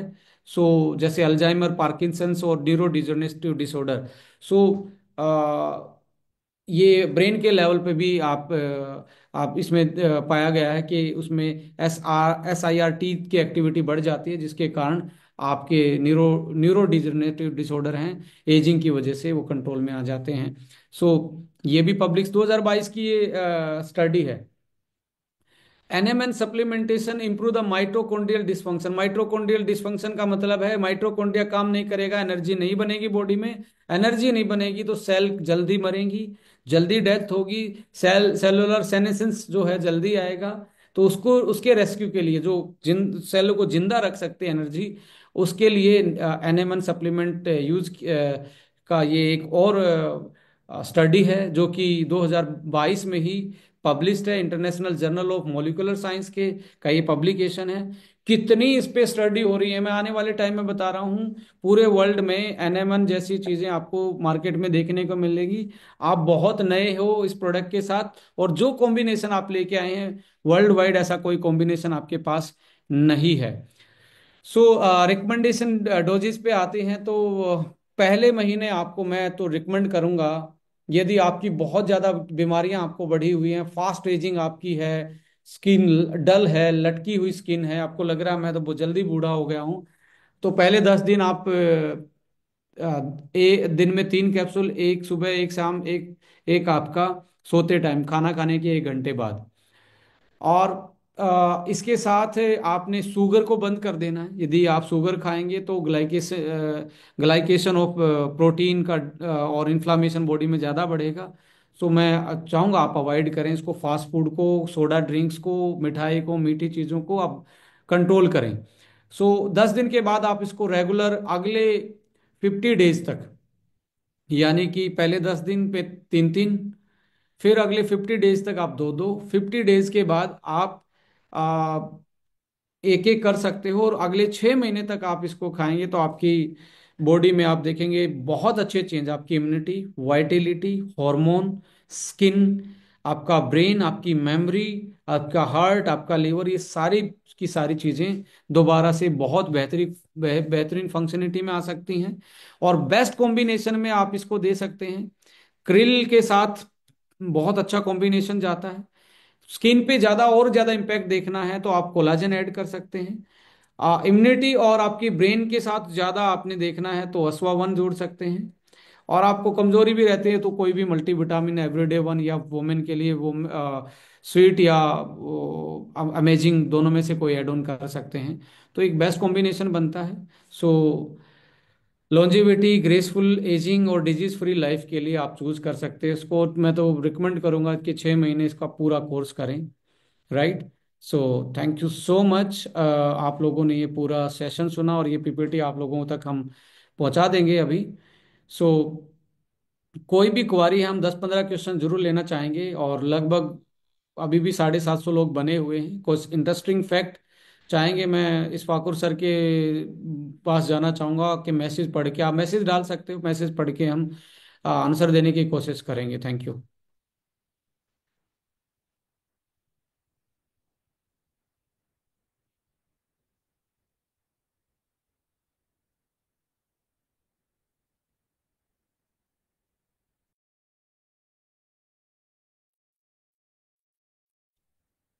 ये एक बहुत ही शानदार सेशन था, प्योरली साइंटिफिक, फैक्ट बेस्ड, और आप सबको ज़रूर मज़ा आया होगा। और ये सेशन हम लोग रिपीट भी करेंगे ताकि 2 3 बार आपको रिकैप हो जाए। और 3 4 बार करने से आपको certain jeans, DNA, nucleotide, nucleosome, gene expression 2 4 बार प्रैक्टिस करने से, सीखने से, कोशिश करने से हमें समझ में आएगा। और आपको भी बहुत मज़ा आने वाला है कि ये चीज़ सेल लेवल पे जाके कैसे काम करती है। अगर कोई इंपॉर्टेंट क्वेश्चन है तो आप लोग पूछ सकते हैं। और आई गॉट फ्यू क्वेश्चंस, मैं आप सबके लिए जो पब्लिक इंटरेस्ट का क्वेश्चंस होंगे मैं वही पूछने वाला हूँ।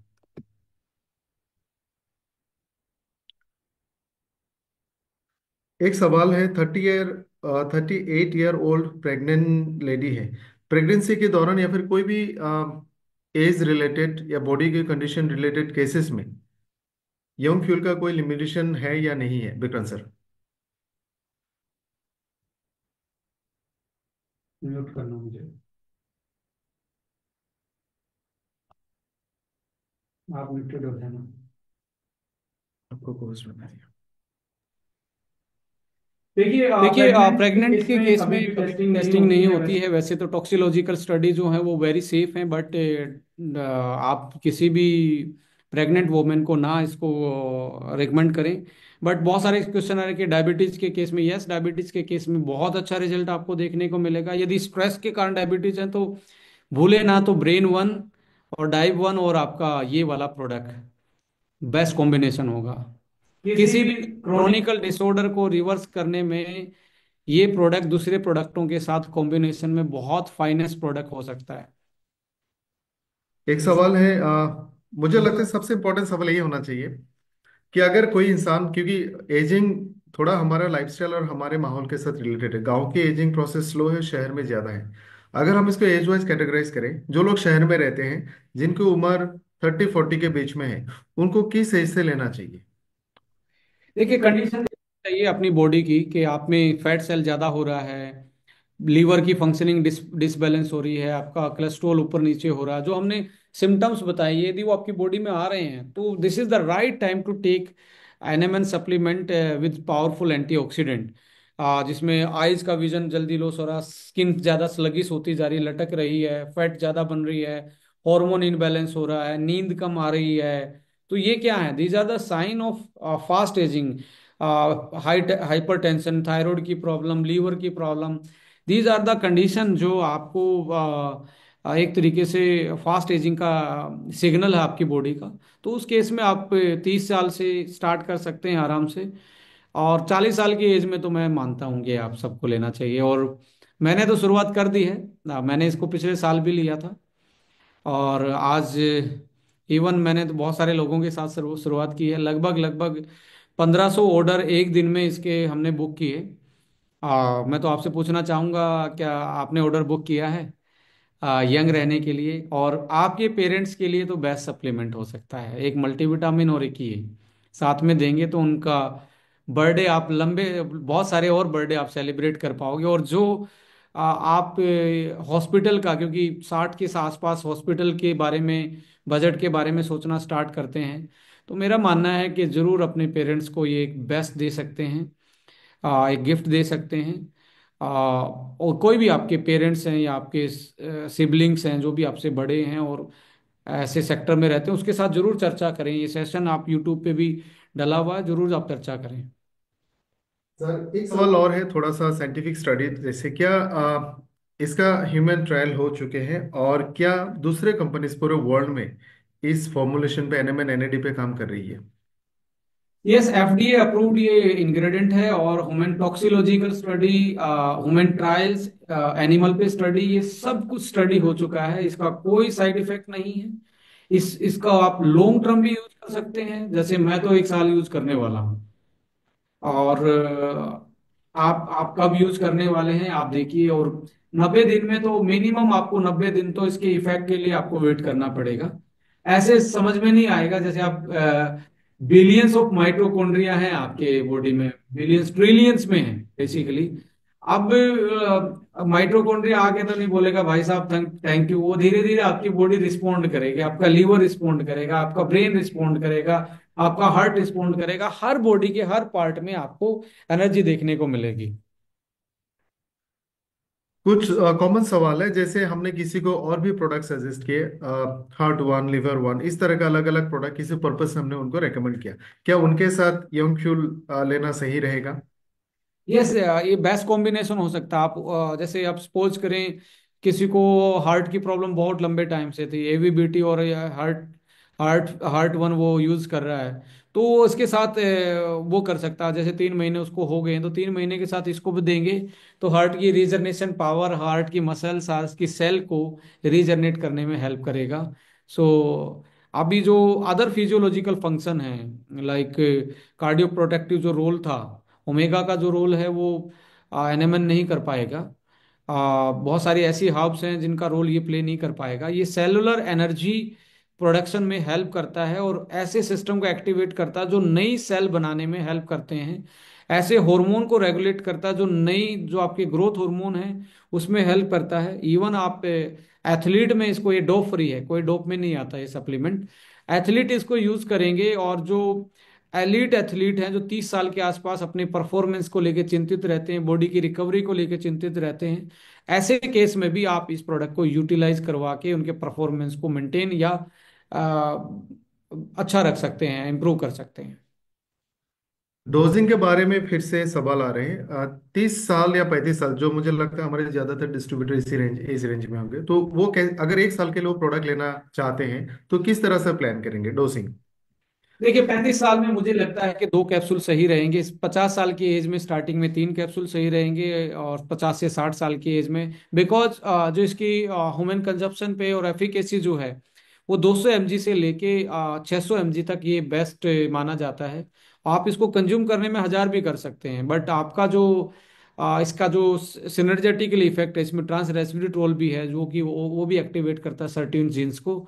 और इसके साथ आप ग्रीन टी एक्सट्रैक्ट भी इसमें डला हुआ है, वो भी एक्टिवेट करता है। तो ऐसी चीजें हैं जो इसके दो से दो, इसमें जो 200 mg डला हुआ है, 200 mg के इफेक्ट को ये डबल ट्रिपल कर सकता है, क्योंकि ओमेगा इसमें है, एंटीऑक्सीडेंट इसमें है, कॉर्डिसेप्स इसमें है, करक्यूमिन भी सर्टेन जीन्स को एक्टिवेट करता है। तो को फैक्टर साथ में डले हुए हैं, दूसरी चीजें भी डली जो एक्टिवेट करती हैं उनको। ये तो डायरेक्टली करता ही है, बट ऐसी चीजें हैं जो साइंटिफिकली रिसर्च में आ चुकी हैं कि वो इनको एक्टिवेशन में हेल्प करती हैं। तो ये 200 mg 300-400 mg के बराबर पड़ने वाला है। तो यदि सपोज करो आज जैसे मेरे लिए, मैं रिकमेंड अपने लिए करूं, तो मैं बहुत सारे लोग, मैं अपना एग्जांपल लेता हूं कि बहुत सारे लोग मुझे जानते भी, मेरी बॉडी टाइप क्या है, मेरी एज क्या है। Right now just approaching 40। तो मैं 40 की एज में मैं डेली वन लेने वाला हूँ। डेली वन इसलिए लेने वाला हूँ, मुझे कोई हार्ट की प्रॉब्लम नहीं है, अब मुझे कोई लिपिड्स डिसफंक्शनिंग नहीं है, मुझे नींद में कोई दिक्कत नहीं है, मेरा एरोबिक स्टेमिना सही है, वाइटलिटी फंक्शन सही है, इम्यूनिटी सही है। So I going to take one capsule, but one capsule मैं लूंगा 15 दिन के बाद। अभी मैं 15 दिन तक 2 कैप्सूल लेने वाला हूँ। सो एक बार लेवल बढ़ा, फिर मेंटेन करना है। सो हेल्दी यंग जो है वो इस तरीके से मेंटेन कर सकता है। इफ समबडी इज ओबेसिटी ज्यादा है, डायबिटीज, इंसुलिन प्री डायबिटिक, ऐसे केस में आप 35 साल में ही फंसे हो, या इरेक्टाइल डिसफंक्शनिंग, आपका कोई ऐसा सिग्नल आ रहा है बॉडी का जो आप देख रहे हैं कि जो पहले यंग एज में नहीं था, बट इस एज में वो आपको आगे आ रहा है, तो ऐसे केस में आपको स्टार्टिंग की डोजिंग हैवी हैवी रखनी है, उसके बाद नॉर्मलाइज करनी है, और फिर बिल्कुल नॉर्मल पे जाना है। सवाल जैसे बहुत सारे लोगों ने सवाल पूछा। हमने यंग फ्यूल तो ले लिया, इसके साथ दो चार हेल्दी हैबिट्स किस तरह से हम अडॉप्ट करें ताकि 1 से 2 साल में हम अपने बॉडी को फिर से पहले जैसा स्टेमिना यंगनेस वापस पा सके। देखिए, शुगर जो है जितनी मीठी है उतनी ही जहर का काम करती है हमारी बॉडी में। हमारे डीएनए को डैमेज रख करती है, हमारे डीएनए की मिथाइलेशन को कम करती है, इंसुलिन के रेजिस्टेंट को बढ़ाती है, एनर्जी का प्रोडक्शन कम होता है। सो शुगर को मैं मानूंगा कि आप पॉइजन खा रहे हैं, पर बहुत मीठा है वो, पर इतना इजी नहीं है उसको छोड़ना, उसकी क्रेविंग है, इसको बोलते हैं जो कार्ब की जो क्रेविंग, कार्ब क्रेविंग बोलते हैं, कि इसके जो ड्रग्स जैसा है, मीठा जो होता है ड्रग्स जैसा है। आप एक दिन में छोड़ेंगे, 2 दिन में छोड़ेंगे, इतना आसान नहीं है। सिर में दर्द होना, ये सारी चीजें मीठे के साथ वो होती हैं, but you can plan according to, हफ्ते 10 दिन में धीरे धीरे कम करें, मीठा कम करें। मीठे के साथ एक चीज और एड ऑन मैं जरूर करना चाहूंगा, जो आपके रिफाइंड ऑयल आते हैं, कृपा करके मैं हाथ जोड़ के विनती करूंगा सबसे, रिफाइंड ऑयल को आप प्लीज यदि बंद कर पाएं तो कर दीजिए, फ्राई नहीं करें उससे। तो आपके डीएनए को फ्राई कर रहा है वो, आपके सर्टेन जीन्स को फ्राई कर रहा है, आपकी ब्रेन सेल को फ्राई कर रहा है, आपके हार्ट को वो फ्राई कर रहा है। आप टेस्ट तो ले रहे हैं, बट उसमें फ्राई होके आपका हार्ट जा रहा है, आपका लिवर जा रहा है, आपका ब्रेन जा रहा है, आपके जीन और डीएनए जा रहे हैं। तो ये दो चीजों का परहेज जरूर करेंगे। आप शुगर किस किस में डली है, मिठाई में डली है, कार्बोनेटेड ड्रिंक्स में डली है, हाई कार्ब फूड कौन से हैं, जो फास्ट फूड और फ्राई फूड हैं वो हाई कार्ब हैं, हाई ग्लाइसेमिक्स वाले हैं, उसमें न्यूट्रिशन कम है और कैलोरीज ज़्यादा है। तो ये जरूर। तीसरी दूसरी चीज़ इसमें है, लो कार्ब फूड के साथ और शुगर को कंट्रोल करने के साथ साथ आपका ईटिंग ईटिंग विंडो जो है ना, उसको आप कंट्रोल करें। आपका रात का खाना जल्दी खा सकते हैं तो जरूर खाइए। यदि आप लेट भी खा रहे हैं तो एक चार चीज का ध्यान रखें, लेट ब्रेकफास्ट करें। ऐसा नहीं है कि आप देर रात से घर आए, आप 10 बजे आए, आपने खा लिया, सुबह जल्दी निकलना था, बोला कि सारा दिन कुछ नहीं मिलेगा। सारा दिन कुछ ना मिलने से अच्छा है सारा दिन खाली पेट रहना आज के जीवन में। कुछ कहते हैं हमारे पास, सर वहाँ कुछ हेल्दी ऑप्शन नहीं होता है। मैं कहता हूँ सबसे बेस्ट हेल्दी ऑप्शन है आपके लिए, यदि आप कहीं बाहर गए हो, एक दिन के लिए गए हैं, कुछ नहीं मिल रहा है हेल्दी, तो बेस्ट हेल्दी है आपका fast. Choose the fast, that is the best healthy option, because fasting से सर्टेन जीन्स एक्टिवेट होते हैं, सर्टेन नई सेल बनाएंगे, आपके जीवन को यंग रखेंगे, आपको बीमारियों से बचा के रखेंगे। Thank you so much Vikrant sir. आज हमने एक बहुत ही मेरे हिसाब से इससे revolutionary product, revolutionary concept for Mankind, जो 30 साल कीमती हमने अपनी जिंदगी की खो चुके हैं in the last 50 years of human journey, शायद उसको दोबारा से हम हेल्दी तरीके से अपना सकते हैं। तो इस प्रोडक्ट को प्रमोट करें, खुद भी यूज करें, अपनी जिंदगी में चेंजेस लाके आप दिखाएं। और मुझे लगता है अगर लास्ट वन मोर क्वेश्चन मैं विक्रांत सर से पूछना चाहूंगा, अगर हम में से हर किसी ने इस प्रोडक्ट को सही तरह से 1 साल में, 1 साल यूज किया, तो विजिबल चेंजेस क्या दिख सकते हैं सबके बॉडी में? सबसे पहले तो आपको विजिबल चेंज दिखेगा आपकी मेमोरी में और आपकी स्किन में। सबसे पहले चेंज आने वाला है आपकी मेमोरी, आपकी स्किन। दूसरा चेंज आने वाला है आपकी लिपिड्स प्रोफाइल में। आपको यदि कोलेस्ट्रॉल ऊपर नीचे हो रहा है तो आप 6 महीने के बाद चेक करवाएंगे तो बैलेंस दिखेगा। लीवर और हार्ट की फंक्शनिंग में आपको ये चेंज दिखेगा। तीसरा आपको चेंज दिखेगा आपके स्टेमिना में। आप यदि आज स्पोर्ट्स करते हैं, जिम करते हैं या वॉक करते हैं या रनिंग करते हैं। अब मैं अपनी स्टोरी इसमें कोरिलेट करना चाहूंगा। Last year I was just running like anything. मैं जब मैराथन दौड़ता था, अभी तो वापस से मैं 90 केजी पे हूँ, बट वो वाला 90 केजी नहीं है जो दूसरा होता है। उस टाइम पे मेरा वेट 76 के आसपास आ रहा था, 76 78। और मैंने वेदांता दिल्ली मैराथन और मुंबई मैराथन जब दौड़ी, तो मैं से 3 से 6 महीने पहले मैंने स्टार्ट किया था। यूथ एवर का ही मैंने यूएस वाला मंगवाया था। और आपको मैं बता दूं, एनएमएन भी बहुत सारे आते हैं। सबसे वर्ल्ड का बेस्ट यूथ एवर कंपनी बनाती है, यूएस की। और आपके इसमें यूथ एवर का पेटेंटेड डला हुआ है। और इसमें 6 से 7 इंग्रेडिएंट पेटेंटेड डले हुए हैं। ऐसा प्रोडक्ट आपको मार्केट में जनरली देखने को नहीं मिलेगा। सो मैं अपनी बताऊं तो मेरा सबसे फास्टेस्ट मैराथन मैंने जो इंडिया की फास्टेस्ट होती भी फास्टेस्ट ही है, वो दिल्ली वाली मैराथन वेदांता उसका ऑर्गेनाइजर है। वेदांता की वो मैराथन मेरे को याद है कि मेरा जो हार्ट रेट था वो 207 तक था, 207। और मैंने वो हार्ट रेट कैरी किया लगभग लगभग 15 से 20 मिनट। मेरा हार्ट लास्ट के फिनिशिंग में उस पे रहा। और इस एज में 207 की हार्ट बीट, लोग तो 120 पे जाके टेंशन में आ जाते हैं। और एवरेज जो आया पूरे मैराथन में, पूरा एवरेज जो आया वो आया था 187, 187 हार्ट का रेट पूरे मेरा 1 घंटे 40 मिनट में। वो एवरेज आया। तो मोरल ऑफ स्टोरी ये देखा गया कि यार मैं पहले भी रनिंग करता था। मतलब मैं एथलेटिक्स, पहले से ही एथलेटिक्स से रिलेटेड था। यंग एज में मैं जब लॉन्ग आवर दौड़ता था मुझे ऐसा कभी भी वो नहीं लग पाया था। बट मैंने एनएमएन के साथ बहुत सारी ऐसी छेड़खानी की थी जो मैं यहाँ शेयर नहीं करूंगा, क्योंकि सर हर कोई अपने तरीके से करना चाहता है। मैंने अपने लिए स्पेशल मल्टीविटामिन डिजाइन किया था। स्पेशल मैंने ऐसी चीजें उसमें एड ऑन की थी जो मैं ऐसे रिवील नहीं कर सकता। उसमें कोई स्टीरोड नहीं था, ऐसे आप शक नहीं करना मेरे पे। जैसे ट्रांस रेस्वेरेट्रोल, और भी साथ में ग्रीन टी का एक वर्ल्ड का बेस्ट जो एक्सट्रैक्ट आता है, वो आप देखेंगे ओनली 150 mg के 60 कैप्सूल थे, वो 20,000 के थे। वो फाइनेंस था, तो उसको समटाइम लोग अफोर्ड नहीं कर पाते। तो ऐसे कुछ चीज़ें मैं मोलिक्यूल मैंने डाले थे कि मेरा टारगेट था 140 में उसको फिनिश करूं। तो मैं 140 में कर पाया जस्ट विद इन 1 ईयर। और लोगों का ड्रीम होता है कि मैं मैराथन को बस फिनिश करूं। मैंने वो 4 मिनट 40 सेकंड के पर किलोमीटर के पेस से मैं दौड़ा था। और ऐसी लाइफस्टाइल में जो मैं फील्ड में ही रहता था, बहुत सारे लोगों की ट्रेनिंग और ये कंपनी के प्रमोशन के लिए मैक्सिमम फील्ड में रहना पड़ता था। तो ट्रेनिंग मैंने 3 महीने ही की।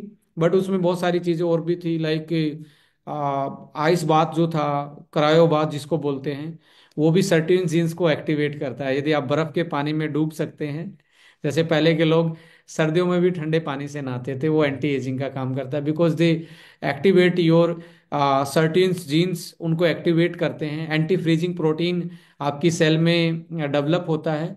तो दीज आर द थेरेपीज जो पहले जमाने में प्रूवन थेरेपी, आज साइंस ने उसका ये भी बता दिया कि किस कारण ये चीजें प्रूवन है। सो मैं यही बताना चाहूंगा कि आ, आपका एनर्जी लेवल, जो आपका एथलेटिक परफॉर्मेंस है, जो कार्डियो रेस्पिरेटरी स्टेमिना है, आप 6 महीने में इतना लाजवाब मिलेंगे। जिसके शॉर्ट ब्रीथनिंग है, छोटी सांसें हो गई हैं, लंबी सांसें नहीं ले, डीप ब्रीथ नहीं ले पाते, उनकी फंक्शनलिटी में बहुत सुधार आने वाला है। Great.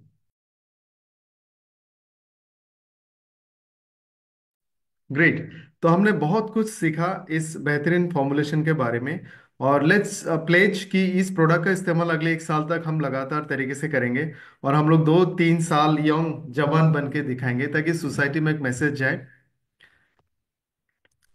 Please add on Vikrant sir. किसी ने एक पूछा यंग और कैंसर का क्या कर सकते हैं। मैं कहना चाहूंगा कि पहले आप ओंको और क्रिल पे फोकस करें। 1-1.5 महीने के बाद जब लगता है आपने ओंको का और उसका इफेक्ट आपने ले लिया है, so you can add on young, ये यंग फ्यूल आल्सो। तो दोस्तों, मैं सबसे रिक्वेस्ट करूंगा, जितने लोग आज इस सेशन में थे, हाईएस्ट 960 थे, आप सभी लोग जल्द से जल्द इसको खुद पे इस्तेमाल करना शुरू करें। और हम अपने अंदर के चेंजेस अगर लोगों को दिखाएंगे तो हमें प्रमोशन करने की जरूरत नहीं पड़ेगी। अभी थोड़ा बहुत हेल्थ प्रोमोटर बन जाए, स्टूने वन के हेल्थ ब्रांड एम्बेसडर बने, मैराथन में पार्टिसिपेट करें और अपने एज को रिवर्स करके दिखाएं। जी खान साहब आपकी तरह। तो ये it was a brilliant session, बहुत कुछ मैंने भी सीखा। आज मैं पूरा सेशन इधर ही बैठा था। तो wish all the best with fantastic future scientific product, and society में हम इसको प्रमोट करते हैं। तो thank you Vikrant sir and all the viewers. Thank you so much and good night.